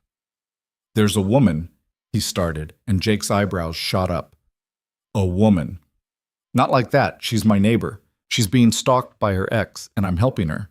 "Helping her how?" "She's staying at my place until we can get a restraining order sorted. Installing security, documenting everything, making sure she's not alone." Jake processed this. "And you've known her how long?" 5 days. 5. Jesus, Ethan. I know how it sounds. Do you? Because it sounds like you've inserted yourself into a dangerous situation with someone you don't know, and you're using company time to play hero. I'm not playing anything. Someone needed help and I helped. That's it. Is it? Jake crossed his arms. Or is this about you trying to save someone because you couldn't save Caroline? The words hit like a physical blow. Ethan took a step back, jaw tight. That's not what this is. You sure? Because from where I'm standing, it looks like you're using someone else's crisis as a distraction from the fact that you're still not dealing with your wife's death. My wife died 2 years ago. I've dealt with it. Have you? Because you work constantly, you don't date, you barely have a social life outside of Max, and now suddenly you're housing a stranger and monitoring security cameras at midnight. That's not dealing with grief. That's burying it. Ethan felt something crack inside his chest, something he'd been holding together with pressure and stubbornness and sheer force of will. You don't know what you're talking about. Don't I? Jake's voice softened. Look, I get it. Helping someone feels good, feels productive, feels like you're in control of something. But you can't fix this woman's life. You can't protect her from her past. And trying to do it anyway is just going to hurt you both. I'm not trying to fix her life. I'm trying to keep her alive long enough to fix it herself. And then what? She gets the restraining order, moves on, and you go back to your empty house and realize you've been using her problems to avoid your own? Ethan didn't have an answer for that. Didn't want to examine it too closely because maybe Jake was right. Maybe he was using this as a distraction. Maybe he was too broken himself to be any good to anyone else. I need to go, he said finally. Ethan, I'll be back tomorrow. We'll talk then. He left before Jake could stop him, took the elevator down to the parking garage, sat in his car for 5 solid minutes, trying to breathe through the anxiety clawing at his throat. His phone buzzed, text from Lena. Rain started. Staying inside. Everything quiet. He typed back. Be there in 15. The drive back was a blur. Ethan's hands were shaking on the steering wheel, Jake's words echoing in his head. You're using someone else's crisis to avoid dealing with your own stuff. Maybe that was true. Maybe he was a mess masquerading as someone competent. Maybe he had no business trying to help anyone when he could barely keep himself together. But when he pulled up to his house and saw Lena in the window, saw her wave when she spotted his car, something in his chest settled. Whatever his motives were, whatever psychological complications were driving this, one thing was simple. She needed help. He could provide it. Everything else was noise. He was halfway up the walk when the dark sedan pulled up to the curb. Ethan froze. The driver's door opened and Tyler Hart stepped out, and Ethan got his first clear look at the man who'd been terrorizing Lena for months. Average height, fit build, dark hair, clean-shaven. Could have been anyone. Could have been the guy next door. Ethan Cole, Tyler said, smiling like they were old friends. Finally, face to face. Ethan didn't move. Get back in your car. Or what? You'll call the cops? We both know they don't care. Tyler took a step closer, hands in his pockets, casual as anything. I just want to talk to my wife, 5 minutes. That's all I'm asking. She's not your wife, and she doesn't want to talk to you. Did she say that? Or are you deciding for her? Tyler's smile widened. See, that's what guys like you don't get. You think you're helping, being the white knight, but really you're just another man trying to control her, just like me. Only difference is, I'm honest about it. The difference is, I'll walk away when she asks me to. You won't. Won't I? Tyler pulled his hands from his pockets, and Ethan tensed, but the man just shrugged. You don't know me. You don't know what I'm capable of, but you're about to find out. Behind Ethan, the front door opened, Lena's voice sharp with fear. Tyler, leave. Tyler's whole demeanor shifted, expression softening into something that might have looked like love if you didn't know better. Baby, there you are. I've been so worried. I said leave. Just talk to me. Please? 5 minutes? We can figure this out. There's nothing to figure out. We're done. I left. I'm not coming back. You don't mean that. I do. Tyler took another step forward, and Ethan moved to block him. They were the same height, same build, but Ethan had 3 inches of reach and 2 years of boxing lessons he'd taken after Caroline died because hitting things had felt better than feeling anything. Step back, Ethan said quietly. Or what? Tyler's smile was gone now, replaced by something cold. You going to hit me? In front of her? That'll really prove you're different. I'm not going to hit you. I'm going to give you one chance to leave on your own. After that, I call the cops, file a trespassing report, and make sure every lawyer in this city knows your name. Big words from a guy who can't even keep his own wife alive. The world went white for a second. Ethan's hands clenched into fist, and he felt himself moving before he consciously decided to, closing the distance, ready to put Tyler on the ground and consequences be damned. Lena's voice cut through the rage. Ethan, don't! He stopped, muscles locked, breathing hard. Tyler was grinning now, triumphant. See? He's got a temper. That what you want, Lena? Another man who can't control himself? Get off my property, Ethan said, each word forced through gritted teeth. Now, or I'm calling 911 and pressing charges. For what? Standing on a public sidewalk? You're on my driveway. That's private property. You have 3 seconds. Tyler held his gaze for another beat, then stepped back, hands raised in mock surrender. Fine, I'll go. But this isn't over, Lena. We're married. You made vows. You don't just walk away from that. Watch me, Lena said, and her voice didn't shake even though Ethan could see her trembling from where he stood. Tyler got back in his car, engine starting, but before he pulled away, he rolled down the window. Enjoy playing house while it lasts. When he gets tired of you, and he will, I'll be waiting. He drove off, and the silence he left behind felt deafening. Ethan stood there breathing hard, fists still clenched, trying to come down from the adrenaline. Behind him, Lena made a sound that was half sob, half laugh. I'm sorry, she said. I'm so sorry. I shouldn't have opened the door. When I saw him, I couldn't. Ethan turned, and she was crying again, arms wrapped around herself like she could hold the pieces together through pressure alone.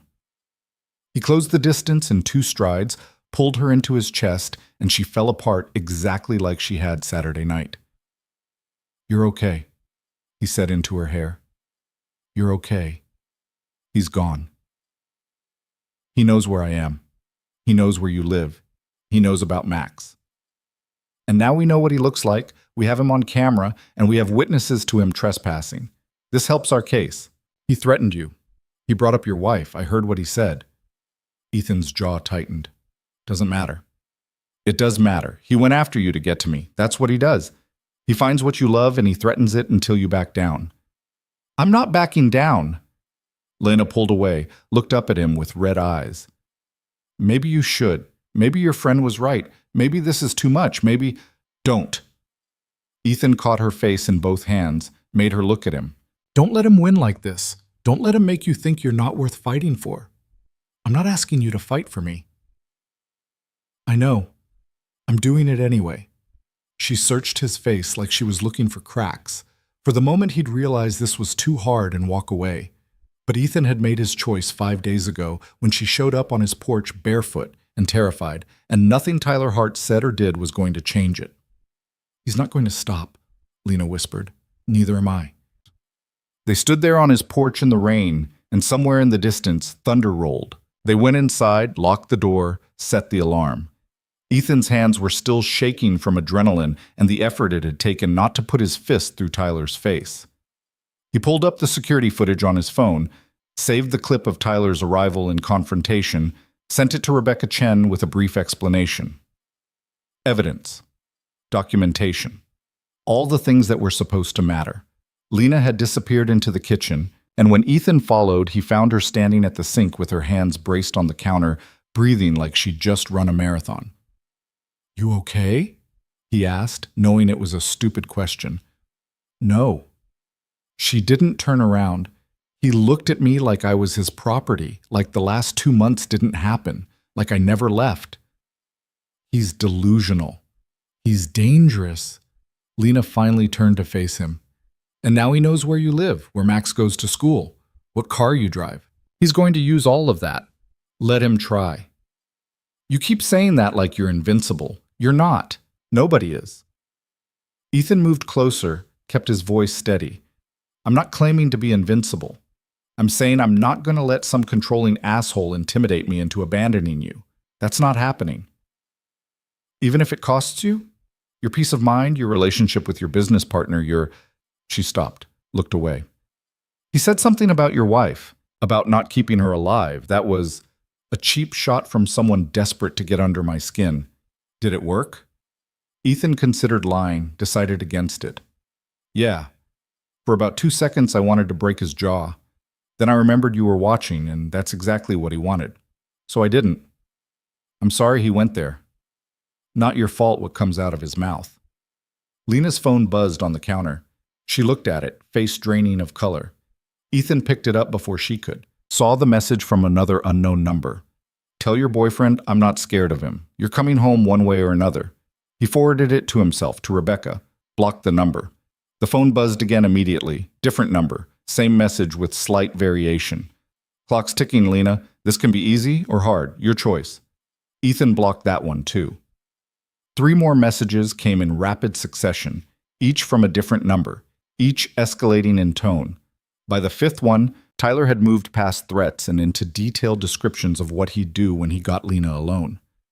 Stop reading them, Lena said quietly. I'm documenting them. You're making yourself sick. I can see it in your face. Ethan set the phone down, scrubbed both hands over his face. She was right. His stomach was churning, head pounding, rage and helplessness warring for dominance. How did you live with this for years? I didn't. I survived it. There's a difference. The phone kept buzzing. Ethan turned it face down, but they could still hear it, each vibration like a small detonation. After the 8th message, he grabbed it, powered it off completely. He'll just switch to calling, Lena said. Then we'll turn that off too. Or we get you a new number. And he'll find that one. Tyler's good at finding things. She slumped into one of the kitchen chairs. I should leave. Go somewhere else. Lead him away from you and Max. Where would you go? I don't know. Another city, another state. Keep moving until... She stopped, because they both knew there was no ending to that sentence that didn't involve running forever. That's not a solution, Ethan said. That's just prolonging the problem.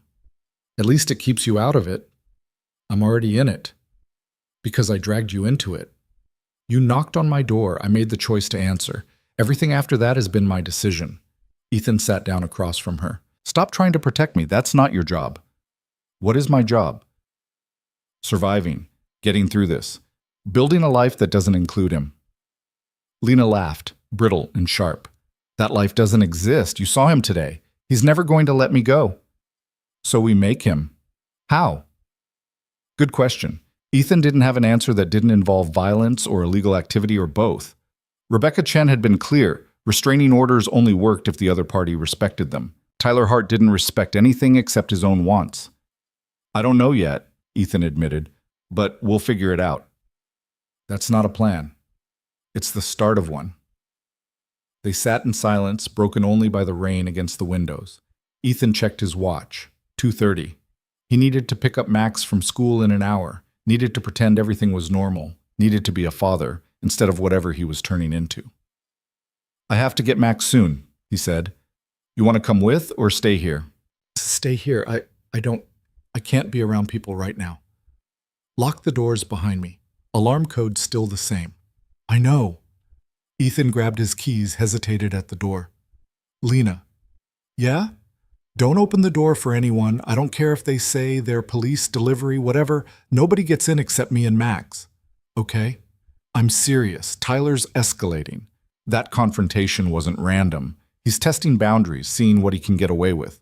I understand. Ethan left. But the entire drive to Max's school, he felt like he was making a mistake. Leaving Lena alone felt wrong, felt dangerous, but taking her with him meant explaining to his 7-year-old why their house guest couldn't be left by herself. There were no good options. Max came running out of school with a paper in his hand, excited about something his art teacher had said. Ethan tried to focus on his son's chatter, tried to be present, but his mind kept drifting back to Lena alone in his house, and Tyler out there somewhere planning his next move. Dad, you're not listening, Max said. Sorry, buddy. Say it again. I said, can Lena help me with my art project? It's due Friday, and I need help with the colors. Maybe, We'll see. She's nice. I like her. Yeah, she is nice. Is she going to stay with us forever? Ethan glanced at his son in the rearview mirror. No, bud, just for a little while. Why? Her house needs work. Remember? Oh, right. Max went back to his paper and Ethan felt something twist in his chest. His son was getting attached. Of course he was getting attached. Max had spent 2 years in a house with just Ethan, no other adult presence besides his grandmother, and now here was Lena being warm and interested in everything a kid needed from a parental figure. This was going to hurt when it ended, and it would end one way or another. Either Tyler would give up and Lena would move on with her life, or Tyler would escalate to the point where intervention became unavoidable, or Ethan cut off that line of thinking before it could go somewhere dark. When they got home, Lena was in the living room with her laptop, working on something that made her scowl at the screen. She looked up when they came in, smiled at Max. How was school? Good. I got picked to be line leader tomorrow. Max dropped his backpack, ran over to show her his art project paper. And look, we're doing color theory. Do you know about color theory? A little bit. I'm a graphic designer, so color's kind of my thing. Can you help me? It's due Friday. Lena glanced at Ethan, who nodded. Sure. After dinner? Yes! Max ran upstairs to change, and Lena closed her laptop. He's a good kid. Getting too attached to you, though. I noticed. I can pull back if you want. No, it's... Ethan sat down on the arm of the couch. It's fine. Just something I'll have to manage when this is over. When I leave, you mean? That's not what I meant. Kind of is, though. Lena set her laptop aside. Your friend was right earlier, wasn't he? The one you talked to at the office. I'm a distraction, a project. And when the project's done, you go back to your life. It's not like that. Then what is it like? Ethan didn't have an answer that made sense, even to himself. What was this? Helping a neighbor in crisis? Playing white knight? Using someone else's problems to avoid his own? Maybe all of it. Maybe none of it. I don't know, he said finally, but I know I'm not ready for it to end. Lena studied him, something shifting in her expression. Why? Because for the first time in 2 years, I'm not just going through the motions, He stopped, trying to find the right words. I'm awake, present, whatever you want to call it. And yeah, maybe that makes me selfish. Maybe I am using this as a distraction, but it doesn't change the fact that I want to help you.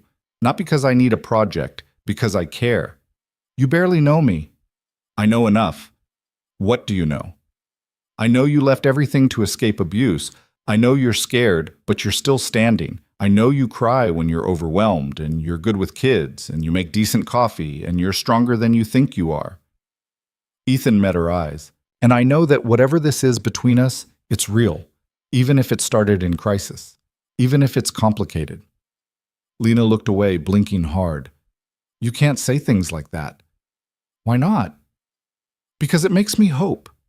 And hope's dangerous when you're living like this. Maybe danger's worth it. Before she could respond, Max came thundering back down the stairs, changed into play clothes, asking if he could watch TV before dinner. Lena wiped her eyes quickly, smiled at him, and the moment passed. But Ethan felt it hanging between them like something fragile and vital and terrifying. Dinner was quieter than usual. Max talked less, seemed to pick up on the tension radiating off the adults. Afterward, Lena helped him with his color theory homework, while Ethan did dishes and tried not to think about Tyler or Rebecca Chen or the fact that the restraining order hearing was scheduled for next Monday, and that was 6 days away, and anything could happen in 6 days. His phone rang. Rebecca Chen, like she'd read his mind. I got your footage, she said without preamble. It's good. Shows clear harassment, trespassing, threatening behavior.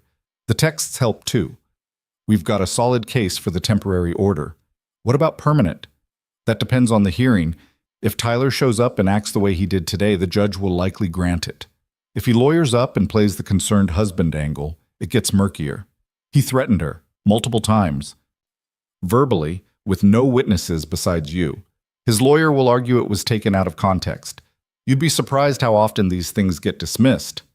Ethan's grip on the phone tightened. So what are we supposed to do?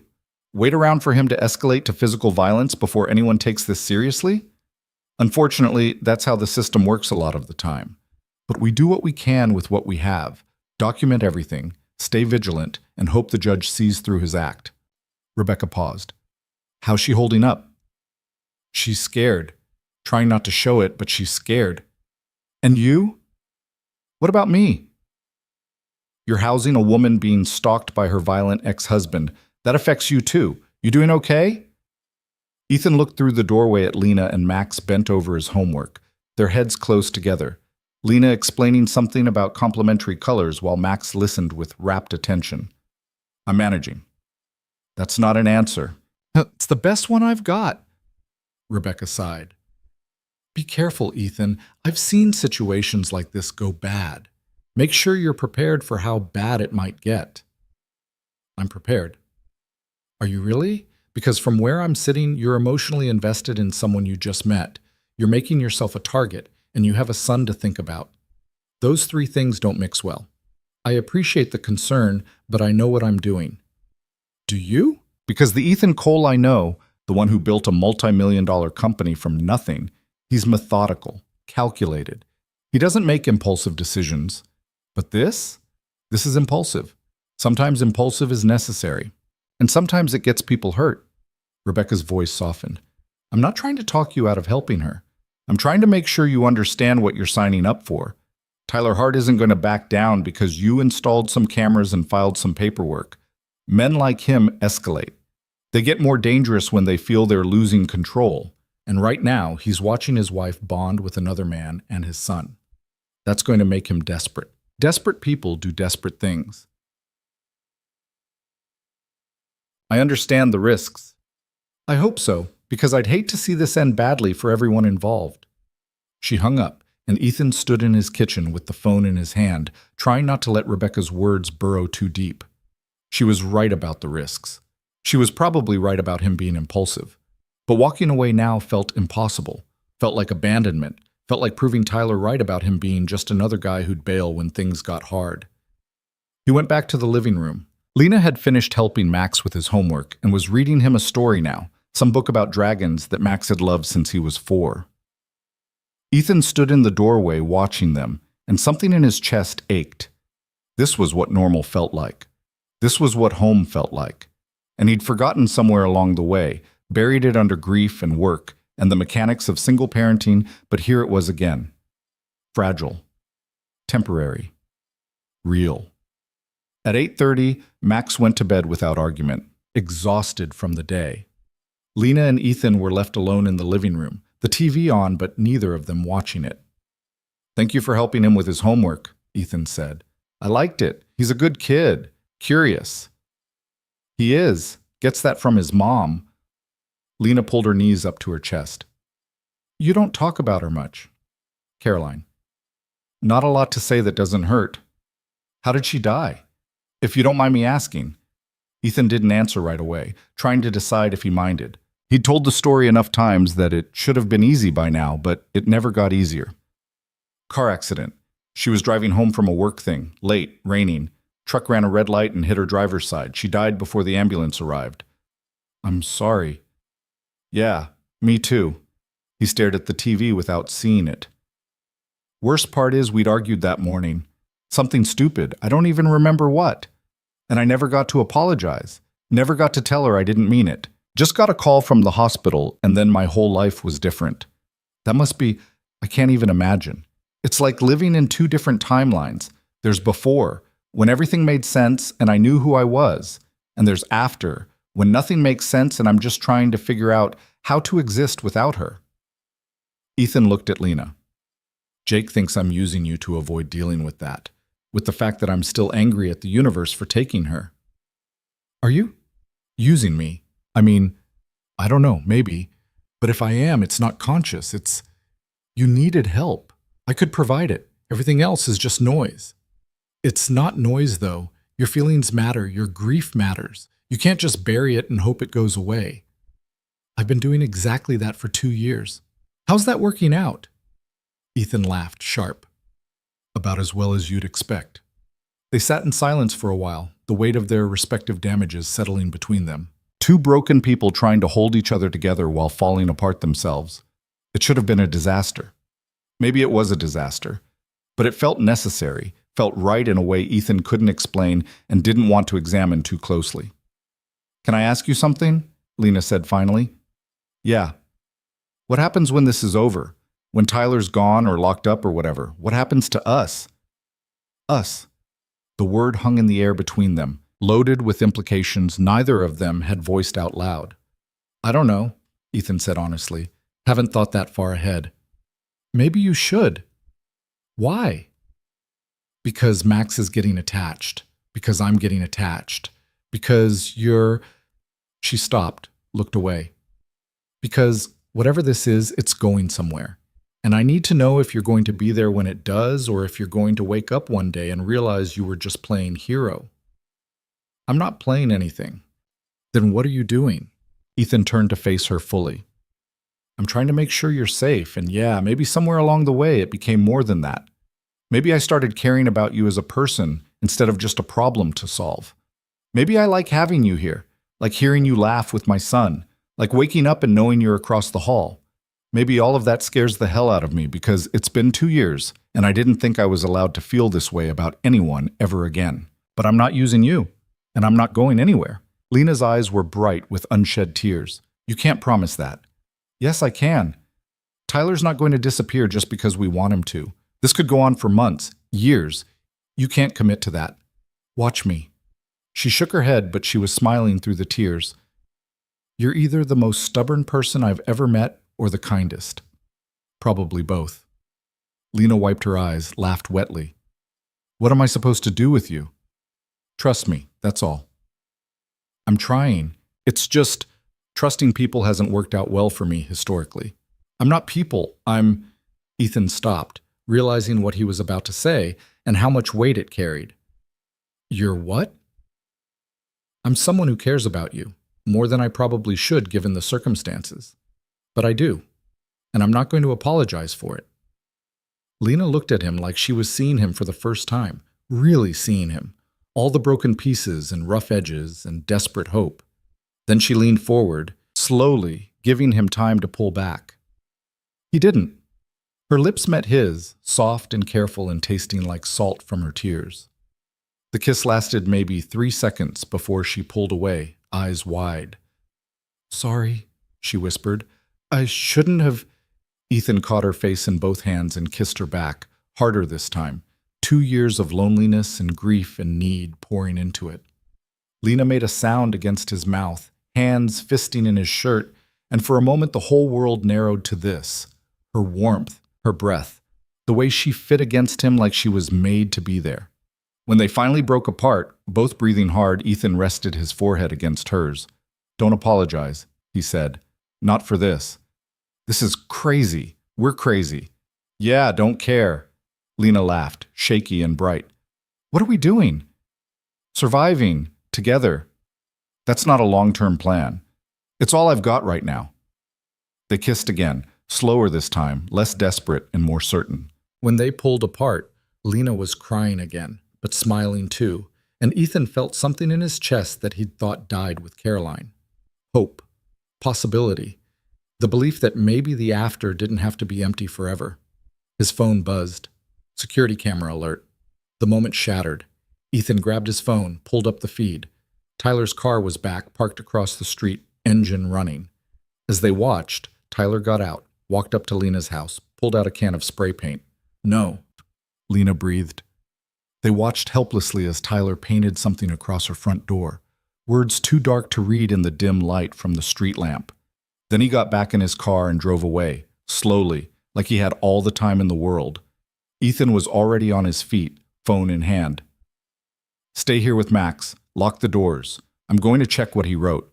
"Ethan, don't. I'm just looking. I'm not engaging." He grabbed his keys, headed for the door. "Call 911 if anyone besides me tries to get in." He crossed the street at a jog, rage pushing aside common sense. The paint was still wet when he got to Lena's door, dripping down the wood in thick black letters. "Whore." Ethan took a picture, sent it to Rebecca, sent it to himself, sent it to the police tip line they'd been told to use. Then he stood there, staring at the word, at the hatred in it, and felt his last shred of patience snap. Tyler Hart wanted a war. Fine. He could have one. Back at his house, Lena was standing in the doorway, phone clutched in white-knuckled hands. What did it say? Doesn't matter. Ethan, it doesn't matter because we're handling this tonight. I'm calling Rebecca, I'm filing an emergency order, and I'm making sure Tyler understands that the next time he comes near you or your property, he's going to jail. Emergency orders take time. Then we make time. Ethan pulled out his phone, started dialing. I'm done playing nice. I'm done documenting and waiting and hoping the system works. We're going on offense. Lena caught his arm. What does that mean? It means Tyler Hart just made the biggest mistake of his life. And he's about to find out what happens when you threaten someone I care about. Ethan, please, don't do something you'll regret. He looked at her, at the fear in her eyes, and forced himself to take a breath. I'm not going to do anything illegal, but I'm not sitting back anymore either. We're ending this, one way or another. Rebecca answered on the third ring, irritated. It's almost 10, Ethan. This better be important. Tyler just vandalized Lena's property.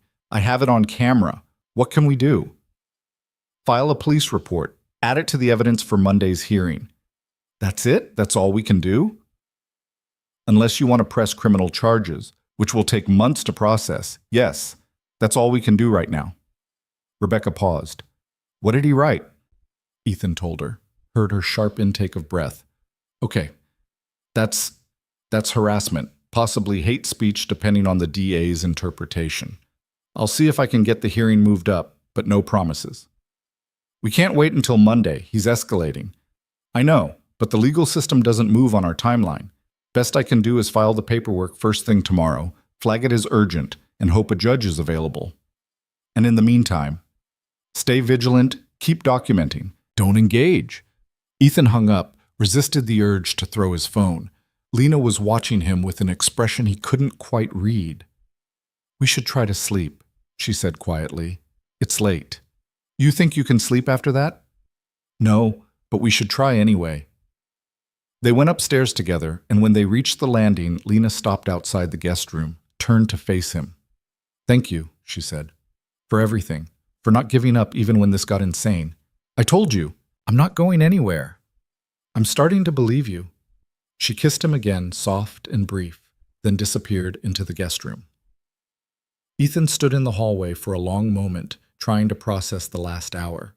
They'd crossed a line tonight, multiple lines. And there was no going back. He checked on Max, still sleeping, oblivious to the chaos downstairs, then went to his own room. Didn't bother trying to sleep, just pulled up the security feeds and watched them on repeat, waiting for Tyler to come back. He didn't. The street stayed empty. But Ethan knew it was just temporary. Tyler was planning something, and when it came, Ethan needed to be ready. Morning came with no sleep and a text from Rebecca at 6 a.m., saying she'd managed to get an emergency hearing scheduled for Thursday afternoon. 2 days. Ethan stood at his bedroom window, watching the sunrise paint Lena's vandalized door in shades of orange and red, the words still visible even from across the street, and tried to convince himself they could make it 2 more days without something breaking. Downstairs, he found Lena already awake, coffee made, staring at her laptop screen with the kind of focus that meant she was avoiding thinking about anything else. You sleep at all? He asked. Maybe an hour. She didn't look up. I've been researching restraining order violations. Did you know that in some states, violating one is only a misdemeanor? Tyler could break it a dozen times and just get fined. We're not in one of those states. How do you know? Because I looked it up at 3 a.m. when I couldn't sleep either. Ethan poured himself coffee, leaned against the counter. Violation here is up to a year in jail, mandatory if it's the second offense. So we just have to survive the first one. We'll survive all of them. Lena finally looked at him, dark circles under her eyes, hair pulled back in a messy knot. You look terrible. Back at you. She smiled despite herself. We're quite a pair. Max came downstairs while they were making breakfast, dragging his backpack and complaining about a math test. Normal kid problems. Ethan clung to the normalcy like a lifeline, let himself believe for a few minutes that this was just a regular Tuesday morning and not the calm before whatever storm Tyler was brewing. At school drop-off, Max hugged Ethan harder than usual, and when Ethan pulled back to ask if everything was okay, his son just said, "I love you, Dad," and ran off to join his friends. 7 years old and already picking up on tension he couldn't name. Ethan sat in the parking lot for 5 minutes after, gripping the steering wheel, trying not to think about what would happen if Tyler shifted his focus to Max. When he got back home, Lena was on the phone with someone, voice tight with frustration. She hung up when she saw him, tossed the phone on the couch. "That was the police. They can't send anyone out about the vandalism until this afternoon at earliest. They suggested I file an online report. Did you tell them about the emergency hearing Thursday?" "Yes. They said it's good I'm pursuing legal channels and to keep documenting." She laughed, sharp. "I'm so tired of documenting. I have a file on my computer with 47 screenshots of text, 12 videos of Tyler showing up places he shouldn't be, and now photos of him spray painting slurs on my door. And none of it matters until a judge says it matters." Ethan crossed to her, pulled her into a hug before he could think better of it. She went rigid for a second, then collapsed against his chest, breathing hard. "I know," he said into her hair, "I know it feels pointless. But it's not. Thursday, that judge is going to see all of it and understand exactly what kind of person Tyler is. And if they don't, then we appeal. We find a different judge. We don't stop until someone listens." Lena pulled back, looked up at him with red-rimmed eyes. "You say that like it's simple." "It is simple. Not easy, but simple. We keep going until you're safe. That's the whole plan." "That's not a plan. That's—" She stopped, searching his face. "Why are you doing this? Really? Not the practiced answer. The real one." Ethan thought about lying, about giving her something easier to swallow. But they were past that now, past the point where either of them could pretend this was just neighborly concern. "Because when you showed up at my door that first night, I saw myself," he said quietly. "Not the situation, but the look in your eyes. Like you were barely holding on and didn't know if anyone would catch you if you fell. I had that same look for months after Caroline died. And I remember what it felt like when people looked away, when they decided my grief was too much to deal with. I swore if I ever saw that look in someone else, I'd do what I wished people had done for me, which is just be there. No conditions, no time limit, just there." Lena's eyes filled with tears. You're not responsible for saving everyone who's struggling." "I'm not trying to save everyone. Just you." "Why me?"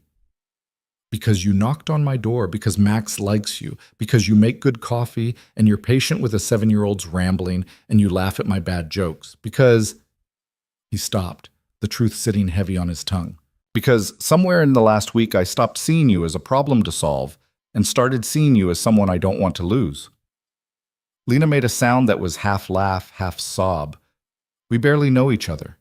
"I know, doesn't make it less true." She kissed him then, hard and desperate, hands fisting in his shirt like she was trying to hold on to something solid in a world that kept shifting. Ethan kissed her back, let himself have this moment before reality crashed back in. His phone rang, Jake's name on the screen. Ethan ignored it, but it rang again immediately. On the third call, Lena pulled back. "Answer it, must be important."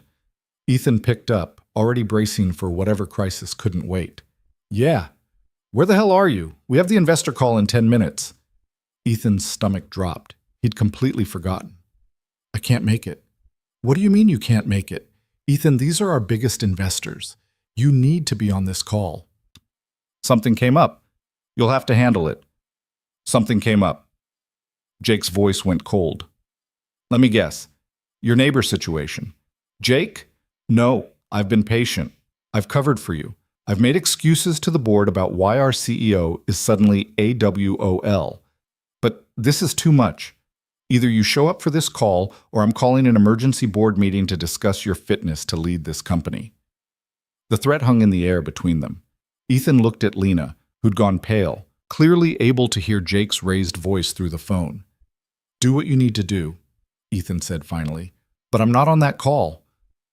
"You're choosing some woman you've known for a week over the company we built together?"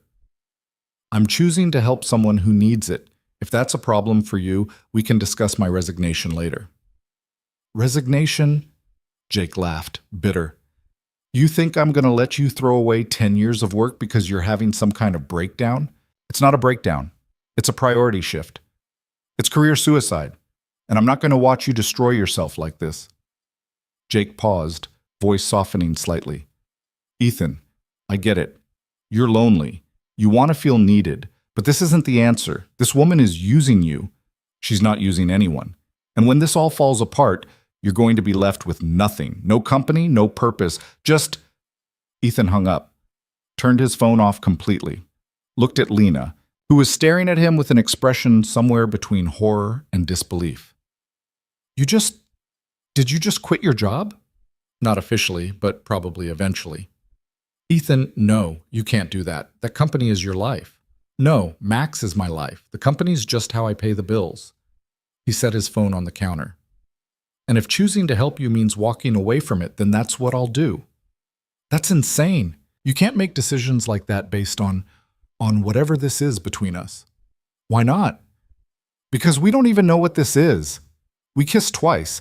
That doesn't mean you should blow up your entire career. I'm not blowing it up because we kissed. I'm making a choice about what matters to me. And right now, making sure you're safe matters more than a conference call with investors. Lena pressed both hands to her face. This is too much. You're putting too much on this. On me. I can't... What if it doesn't work out? What if Tyler wins, or I can't handle this, or we figure out we barely know each other, and this whole thing was just... Then at least I'll know I tried. I'll know I didn't walk away when things got hard. Ethan moved closer. Look, I'm not asking you to promise me anything. I'm not asking for a relationship or a future or any of that. I'm just asking you to let me help you get through this. Everything else, we figure out later. And your company will survive without me for a few days. And if it doesn't, then maybe I wasn't as essential as I thought. They stood there in his kitchen, the weight of the choice settling between them. Outside, a car drove slowly past. Not Tyler's, just a neighbor, but they both tensed anyway. This was what their lives had become. Hypervigilance, waiting for the next shoe to drop. Lena's phone buzzed. She looked at it, face tightening. He's texting again, different number. What's it say? She showed him. Saw your boyfriend storm out of work. Trouble in paradise? Don't worry, baby. I'll be there to pick up the pieces. Ethan's jaw clenched. He's watching The Office. Or he's guessing. He's too specific. He knows I left. Ethan grabbed his phone, powered it back on, pulled up Jake's number. His business partner answered on the first ring. Changed your mind? Is there anyone unusual in or around the building right now? Someone who doesn't belong? What? Why? Just answer the question. Jake was quiet for a moment, and Ethan could picture him walking to the window, scanning the street below. There's a guy in a dark sedan parked across the street. Been there about 20 minutes. Why?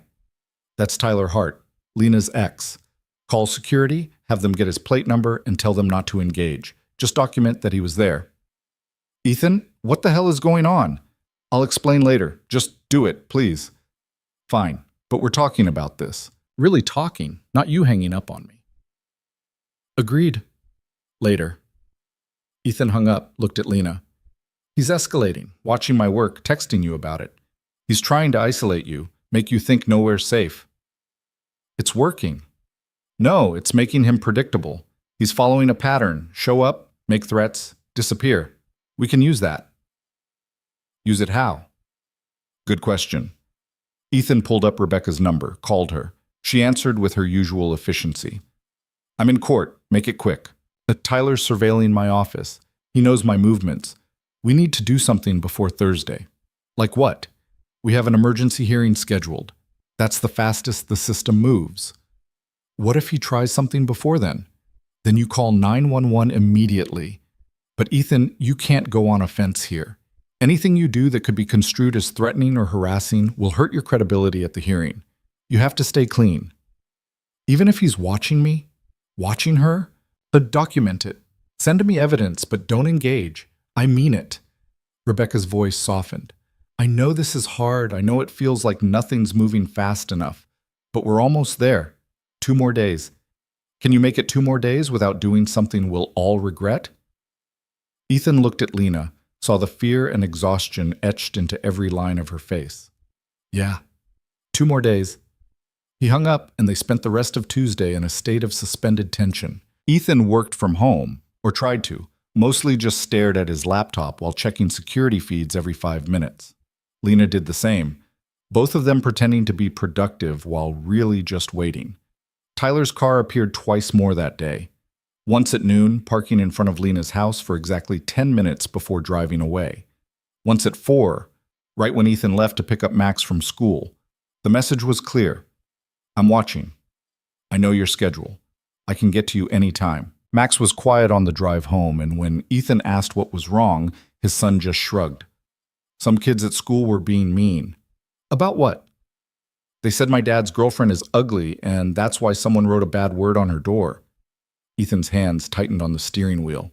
How do they know about that? Jacob's mom drove past yesterday. She told Jacob, and he told everyone. Max looked out the window. I said Lena's not ugly, and she's not your girlfriend. She's just staying with us, but they kept saying it anyway. I'm sorry, bud. Kids can be cruel. Is she your girlfriend? Ethan didn't know how to answer that. It's complicated. That's what adults say when the answer is yes, but they don't want to admit it. Smart kid. Too smart. Would it bother you if she was? Max thought about it. No, I like her. She's nice to me, and she doesn't talk to me like I'm stupid. And you smile more when she's around. I do? Yeah. You didn't smile much after Mom died, but you smile at Lena a lot. Ethan felt something crack in his chest, 7 years old and already trying to take care of his father's emotional well-being. I'm sorry I've been sad, Max. I didn't mean for you to worry about that. I don't worry. I just notice. Max unbuckled his seatbelt as they pulled into the driveway. Can we have tacos for dinner? Just like that, back to being a kid. Ethan envied that ability to compartmentalize, to care deeply one moment and move on the next. Sure, tacos sound good. Inside, Lena had cleaned the entire downstairs, clearly needing something to do with her hands. When Max ran upstairs to change, she turned to Ethan with worry in her eyes. Kids at his school are talking about the vandalism, about us. I know, he told me. This is affecting him, your reputation, his social life. Ethan, maybe, don't. He caught her hands. Don't say you should leave. Don't say this is too much. We're almost through this.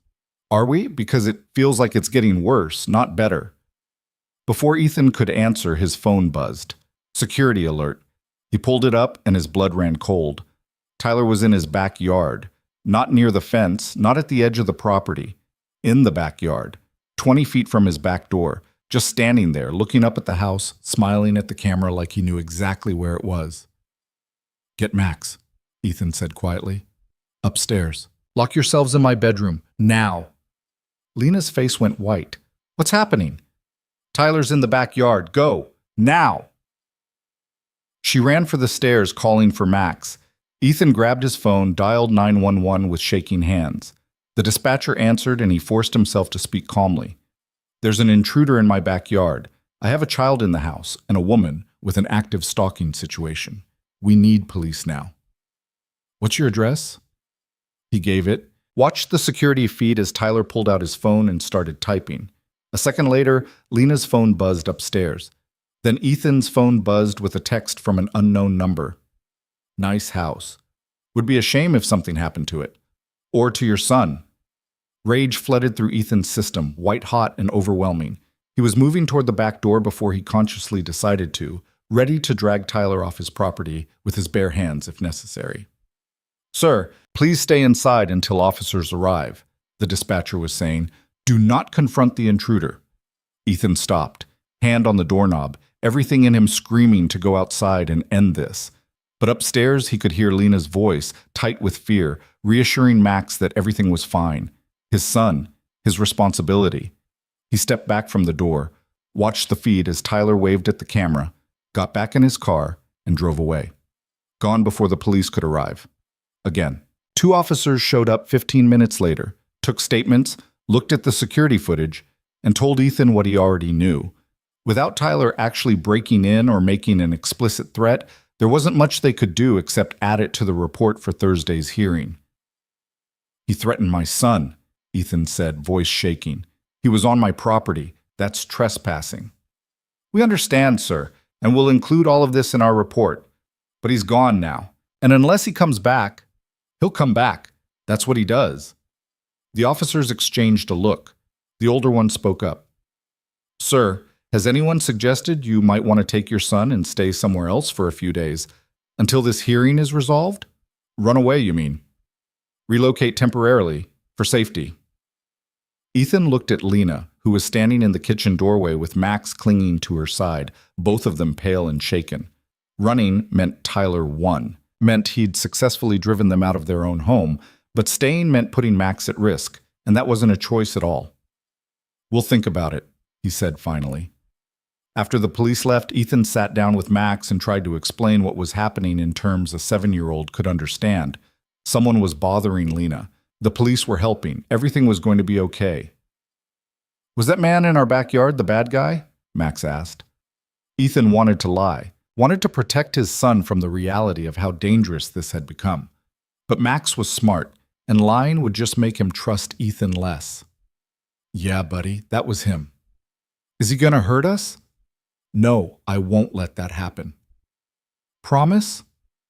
Ethan pulled his son into a hug, breathing in the kid smell of him, and made a promise he had no idea if he could keep.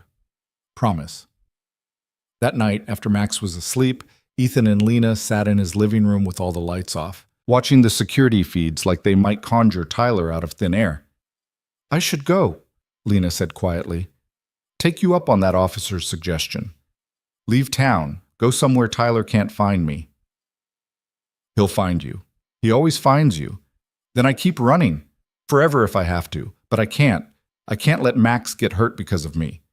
I can't let you lose everything you've built." "You're not making me lose anything. Tyler is. Same result." "Not the same at all." Ethan turned to face her. "If you run, he wins.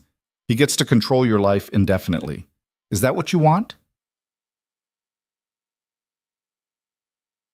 "I want you and Max to be safe. We are safe. We have security, we have police documentation, we have a hearing in 2 days that's going to put legal barriers between you and him. Legal barriers he'll ignore. You heard, Rebecca, restraining orders only work if people respect them. So we make him respect it. We make the consequences so severe he has no choice." Lena laughed, tired and broken. "How? He's already facing trespassing charges, harassment charges, stalking charges. None of it matters to him. She stopped, something shifting in her expression. "He's not rational. That's what I keep forgetting. Normal people respond to consequences. Tyler doesn't. He'll burn his whole life down before he lets me go." "Then we make sure he burns alone and doesn't take you with him." They sat in the dark, and eventually Lena's head dropped to Ethan's shoulder. He put his arm around her, and they stayed like that until nearly midnight, both of them dozing in and out, neither wanting to admit they should go upstairs and pretend to sleep. Wednesday came with rain and a text from Rebecca saying the hearing was confirmed for 2 p.m. Thursday. 26 hours. Ethan counted them down like a prisoner marking days until parole. Tyler's car appeared 3 times that day, but he didn't get out, just drove past slowly. A reminder. A threat. The waiting was its own kind of torture, and by Wednesday night both Ethan and Lena were strung so tight they barely spoke, just existed in parallel states of anxiety. Max asked at dinner why everyone was so quiet, and Lena forced a smile and asked about his day. He chattered about a science experiment with vinegar and baking soda, and Ethan tried to focus on that, on his son's excitement about simple chemical reactions, instead of on the complex human disaster unfolding around them. That night, Ethan couldn't even pretend to sleep. He stayed on the couch with his phone, watching the security feeds, waiting. At 2 a.m., Lena came downstairs in pajamas, sat next to him without a word. They watched the feeds together until dawn, 2 people holding on to each other in the dark. Thursday morning arrived gray and cold. The hearing was at 2. Ethan made breakfast mechanically, got Max ready for school, dropped him at his mother's house because no way was he leaving his son anywhere Tyler might think to look. His mother took one look at him and pulled him aside. You look terrible. When's the last time you slept? Doesn't matter. Can you keep Max until I call you? Might be late tonight. What's going on? The hearing for Lena's restraining order is today. I need to know Max is somewhere safe. His mother's face softened. Of course. But Ethan, after this is done, we need to talk. Really talk. About all of it. I know. Later. He left before she could push more, drove back to find Lena dressed in the most professional clothes she owned, makeup carefully applied to hide the exhaustion. She looked put together and terrified. Ready? Ethan asked. No, but let's go anyway. The courthouse was downtown, gray stone and bureaucratic efficiency. They met Rebecca outside, and she walked them through what to expect.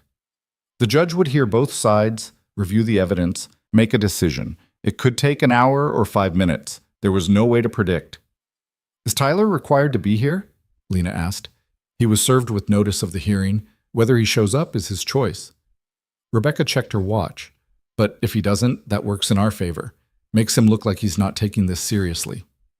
They went inside, through security, up to the 3rd floor.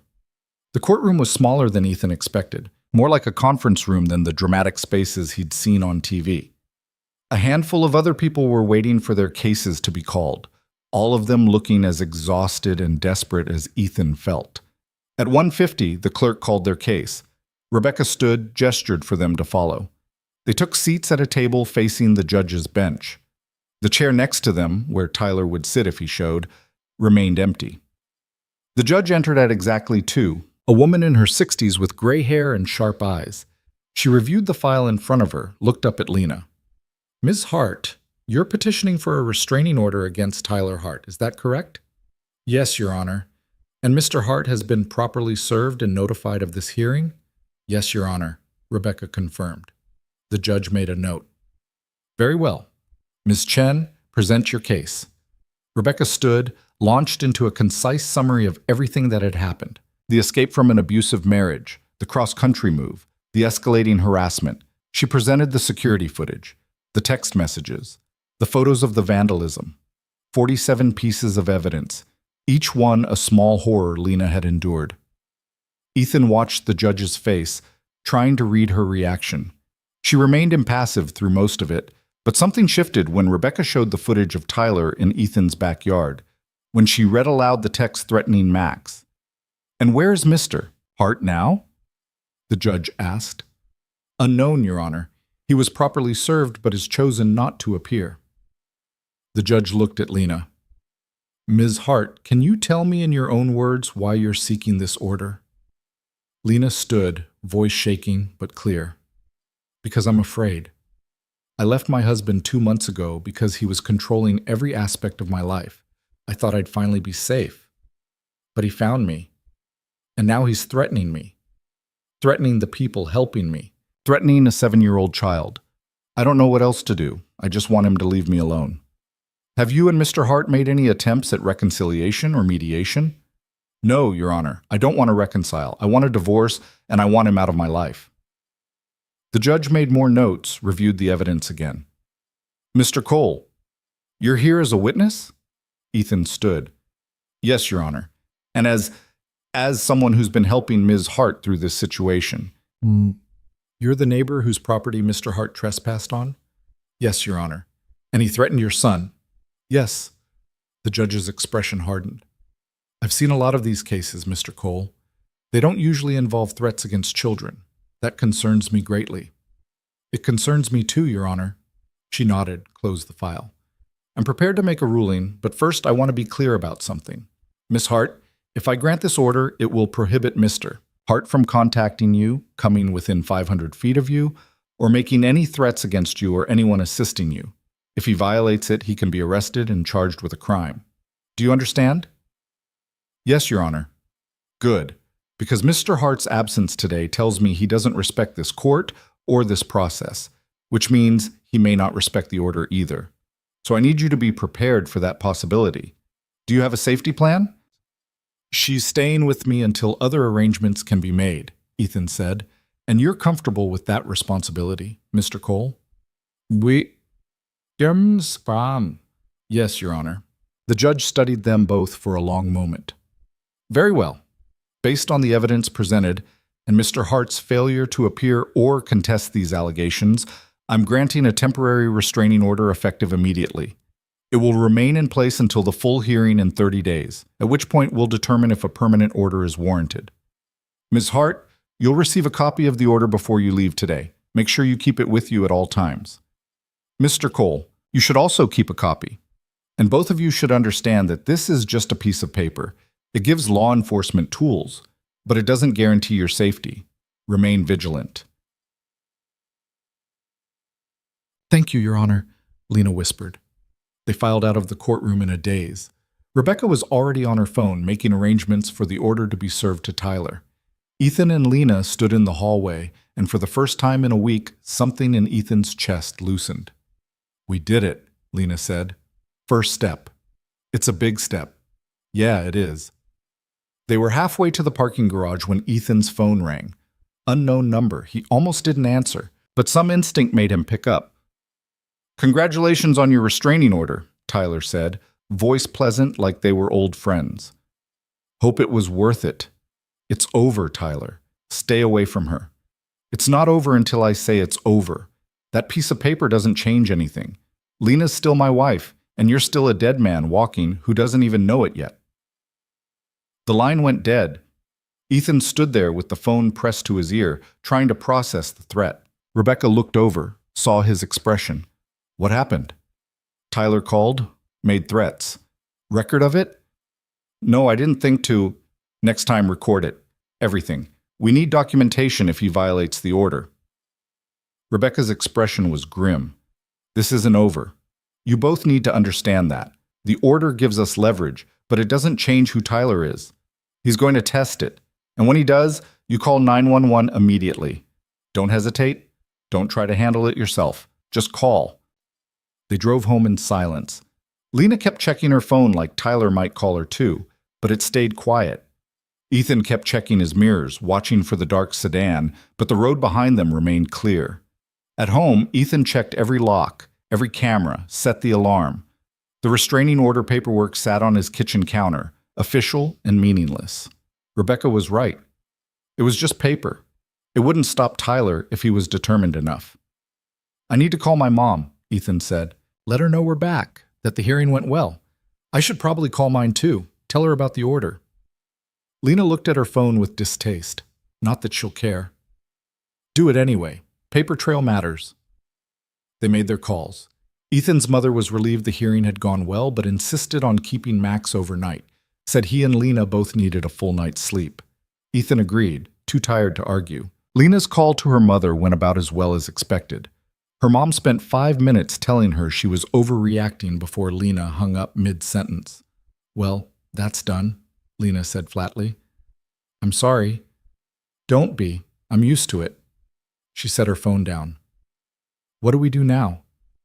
We wait. See if Tyler respects the order. He won't. Probably not. But at least now when he doesn't, there are consequences.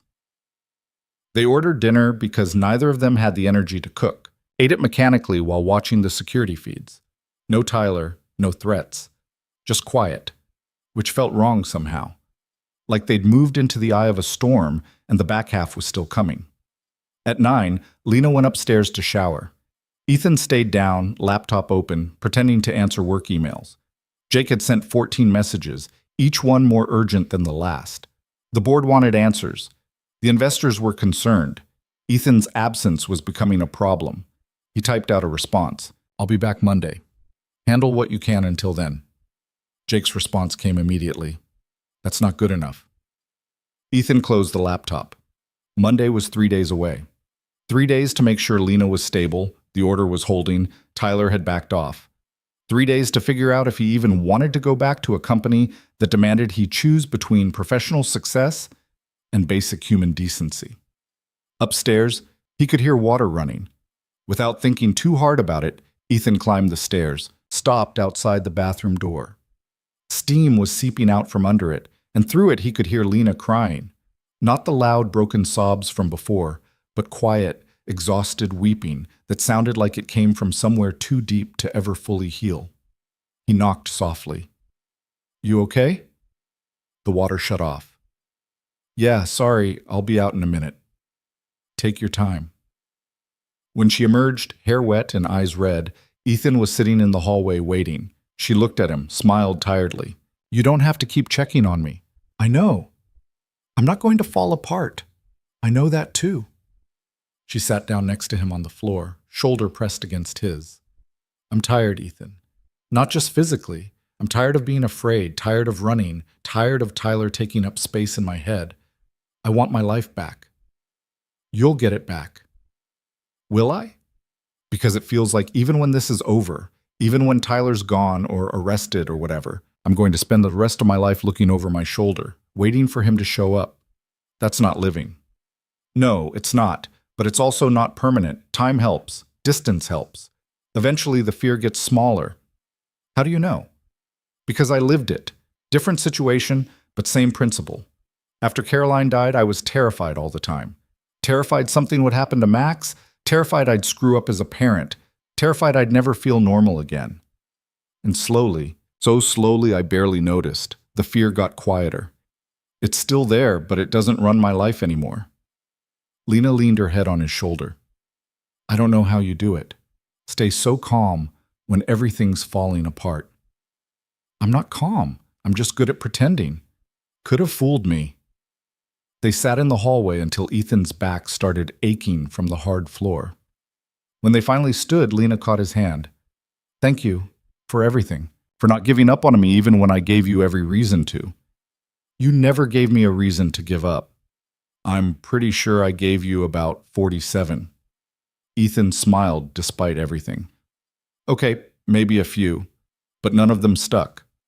She kissed him, soft and slow, and he kissed her back, let himself have this moment of peace before whatever came next. When they pulled apart, she looked at him with something in her eyes he couldn't quite name. I'm falling for you, she said quietly. I know that's probably a terrible idea given the circumstances, but I am, and I needed you to know. Ethan's heart did something complicated in his chest. That's not a terrible idea. It's not? No, it's the best thing that's happened to me in 2 years. She laughed, surprised. That's a low bar. Still true. They stood there in the hallway, and Ethan felt something settle in his chest. This was real. Messy and complicated and born out of crisis, but real. Whatever happened next, they'd face it together. His phone buzzed. Security alert. Ethan's stomach dropped as he pulled up the feed, but it was just a cat crossing the yard.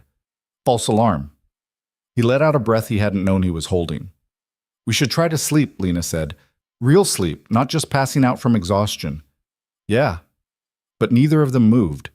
They stood there until the house settled around them, until the fear receded enough to feel almost normal. Then Lena went to the guest room and Ethan went to his, and they both pretended they might actually sleep. Ethan woke to his phone ringing at 3 a.m. police department. His heart stopped as he answered. Mr. Cole, this is Officer Davidson. We responded to an incident at 247 Oakview Lane. That's your neighbor's property, correct? Yes. What happened? Someone set fire to the front porch. Fire department's already on scene, got it under control, but there's significant damage. We need you to come identify the property owner. Ethan was already out of bed, pulling on clothes. I'll be there in 5 minutes. He knocked on Lena's door, told her what happened. They ran across the street together, and Ethan's stomach turned at the sight. The fire was out, but Lena's front porch was charred and smoking, the door spray-painted with that slur now half burned away. Firefighters were still checking for hot spots, and neighbors stood in their yards watching, and Ethan felt his last shred of patience evaporate. Tyler had done this. Had to be Tyler. Testing the restraining order less than 12 hours after it was issued. Officer Davidson met them at the edge of the property. Ms. Hart, I'm sorry. We found evidence of accelerant. This was deliberately set. Lena just stared at her ruined porch, face blank. Do you know who did it? Security cameras caught someone approaching the property around 2:30 a.m., but they were wearing a mask and hoodie. We're running the footage now. It was Tyler, Lena said flatly. We can't make that determination without evidence. Then get evidence. He has a restraining order. He's not supposed to be within 500 feet of me, and now my house is on fire. The officer looked uncomfortable. We'll investigate fully, but Ms. Hart, I need to advise you that staying at this property might not be safe. Is there somewhere else you can go? She's staying with me, Ethan said. They spent another hour giving statements, watching the firefighters finish their work, fielding questions from neighbors who'd been woken by the sirens.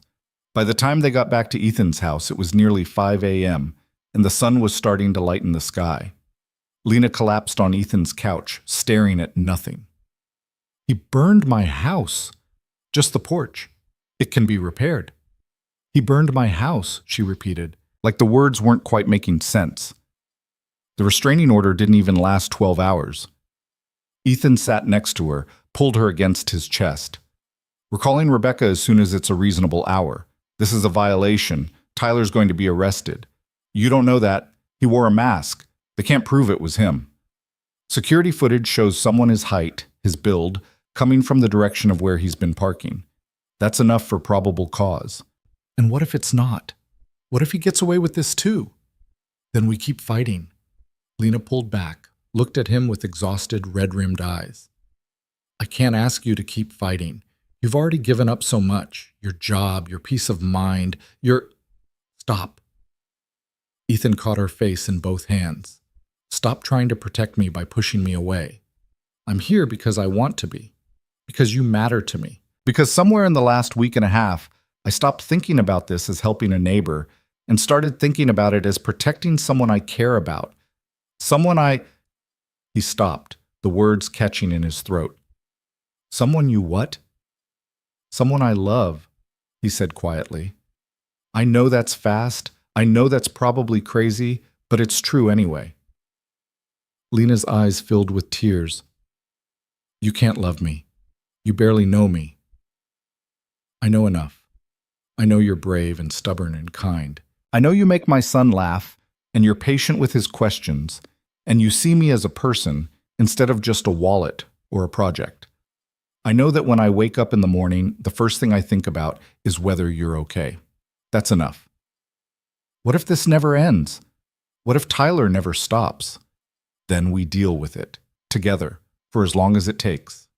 She kissed him hard, desperate, and he kissed her back, and they fell together on the couch in the pre-dawn light, like two people drowning, and each other was air. When they finally pulled apart, breathing hard, the sun had fully risen. Lena's phone was buzzing with notifications, Rebecca calling, probably seeing the police report. The real world crashing back in. But for a moment, they'd had peace, and that had to be enough. Rebecca filed an emergency motion that same day. By Friday afternoon, a warrant was issued for Tyler's arrest for violating the restraining order. Police went to his apartment. Empty. His work said he'd quit 2 weeks ago. His known associates hadn't seen him. Tyler Hart had disappeared. He's running, Rebecca said on a conference call, which is good news, means he knows the walls are closing in. Or he's planning something, Lena said. Let's not assume the worst. But the worst had been Tyler's pattern all along. Why would he change now? They spent the weekend in a state of suspended anxiety. Ethan picked up Max on Saturday, explained that Lena's house had been damaged and she'd be staying with them a bit longer. His son accepted this with the easy adaptability of children. Does this mean she's part of our family now? Max asked. Ethan didn't know how to answer that. Would you be okay if she was? Yeah, I like her. Me too, buddy. Monday came with still no sign of Tyler. The restraining order was permanent now. Violation charges pending, warrant active. Ethan went back to the office for the first time in over a week and faced a room full of executives who wanted explanations. I know I've been absent, he said, standing at the head of the conference table while Jake glared at him. I know I've let things slide, but I'm not apologizing for it. Sometimes life throws you situations where you have to choose between professional responsibilities and being a decent human. And I chose being a decent human. If that's a problem, I'll resign effective immediately. The room was silent. Then the CFO spoke up, a woman named Sandra who'd been with the company almost as long as Jake. Is the situation resolved? For now. Then we move forward. But Ethan, we need you here, not physically necessarily, but mentally. Engaged. Can you do that? Ethan thought about it, really thought about it. Could he go back to 80-hour weeks and quarterly projections and board meetings that meant nothing beyond profit margins? After everything? I can be engaged, he said finally, but my hours are changing. I have a family to think about now, and that takes priority. He expected pushback. Instead, Sandra nodded. Fair enough. We'll adjust. The meeting continued business as usual, and Ethan felt something shift. He'd drawn a line. Work mattered, but it wasn't everything. Maybe it never had been, and he'd just been using it to avoid the empty spaces in his life. 2 weeks passed, then 3. No Tyler. No threats. The insurance processed Lena's claim and contractors repaired her porch. She started sleeping through the night. Max went back to school and the gossip died down. Ethan and Lena fell into a routine that felt suspiciously like normal. On a Tuesday in late November, exactly 1 month after Lena had knocked on his door at 3 a.m., they got the call. Tyler had been arrested in another state, attempting to purchase a gun illegally. The warrant from their state popped up. He was being extradited. Bail was denied. It's over, Rebecca said. He'll be tried, probably convicted, and you'll have years of peace while he's in prison. And after that, if he's smart, he'll leave you alone. Lena hung up the phone, looked at Ethan, and started crying. Not from fear this time, but from relief so profound it looked painful. It's over, she repeated. Yeah, it's over. They stood in his kitchen, their kitchen really, since she'd been living there for a month and showed no signs of leaving, and let the reality of safety sink in. That night, after Max was asleep, they sat on the couch and Lena asked the question Ethan had been dreading. What happens now? Now that I don't need protection anymore? Now that Tyler's gone? Ethan took her hand, threaded their fingers together. What do you want to happen? I want... She stopped, bit her lip. I want to stay, here, with you and Max, if you'll have me. Are you sure? This wasn't exactly a normal courtship. Nothing about us has been normal, but that doesn't make it less real. She looked at him. I love you, Ethan. I don't know if that's the trauma talking or genuine feeling, but I know that being with you feels like home, and I haven't had that in a long time. I love you too, he said, and meant it with everything in him. Stay, for as long as you want, forever, if that's what you're asking. That's what I'm asking. They kissed, and it felt different than all the times before. Not desperate or scared or born out of crisis, but certain, solid, real. 6 months later, Lena moved her stuff officially from across the street into Ethan's house. Her house sold to a nice couple with a baby, and she used the money to pay Ethan back for the security system and the legal fees and all the other expenses he'd refused to let her worry about. He invested it for her instead, set up a savings account she could access anytime she needed to feel independent. Max called her Lena Mom sometimes, when he forgot to be careful. She never corrected him. Tyler went to trial, was convicted on multiple charges, got 8 years. Lena didn't attend the trial, didn't need to see him again. Rebecca handled it all, and when it was done, Lena took the official notice of conviction and filed it away in a drawer she never opened. A year after that first night, Ethan proposed. Not because he thought Lena needed saving, or because he was trying to fix something broken, but because he'd fallen in love with her in every small moment since. The way she laughed at Max's jokes, the way she reorganized his kitchen cabinets and made them actually functional, the way she called him out when he was being stubborn, the way she fit into his life like she'd always been there. She said yes. They got married on a Saturday in spring with Max as ring bearer and no one from Lena's family in attendance. It should have been sad, but it wasn't. It was just them, choosing each other, building something new from the wreckage of what came before. Life wasn't perfect. Lena still had nightmares sometimes. Ethan still worked too much when stress got high. Max still asked hard questions about death and fear and why bad things happened. But they faced it together, all 3 of them. A family built not from fairy tales, but from the messy, complicated reality of 2 broken people who'd found each other at exactly the right moment. On their first anniversary, Lena stood in their backyard while Max played and Ethan grilled burgers, and said something that stuck with him. You know what I learned from all this? that asking for help isn't weakness, that love doesn't have to be perfect to be real, and that sometimes the worst thing that ever happens to you can lead to the best thing if you're brave enough to let it. Ethan kissed her temple, watched their son chase fireflies in the fading light, and thought about that night a year ago when a terrified woman had knocked on his door. How easily he could have turned her away. How different his life would be if he had. "I'm glad you knocked," he said. "I'm glad you answered." And really, that was the whole story. One person desperate enough to ask for help, another person willing to give it. Two broken people finding something whole in each other, not because it was easy or clean or made sense on paper, but because sometimes love shows up in crisis and asks you to be brave enough to trust it. They'd been brave, and they'd built something worth keeping. That was enough.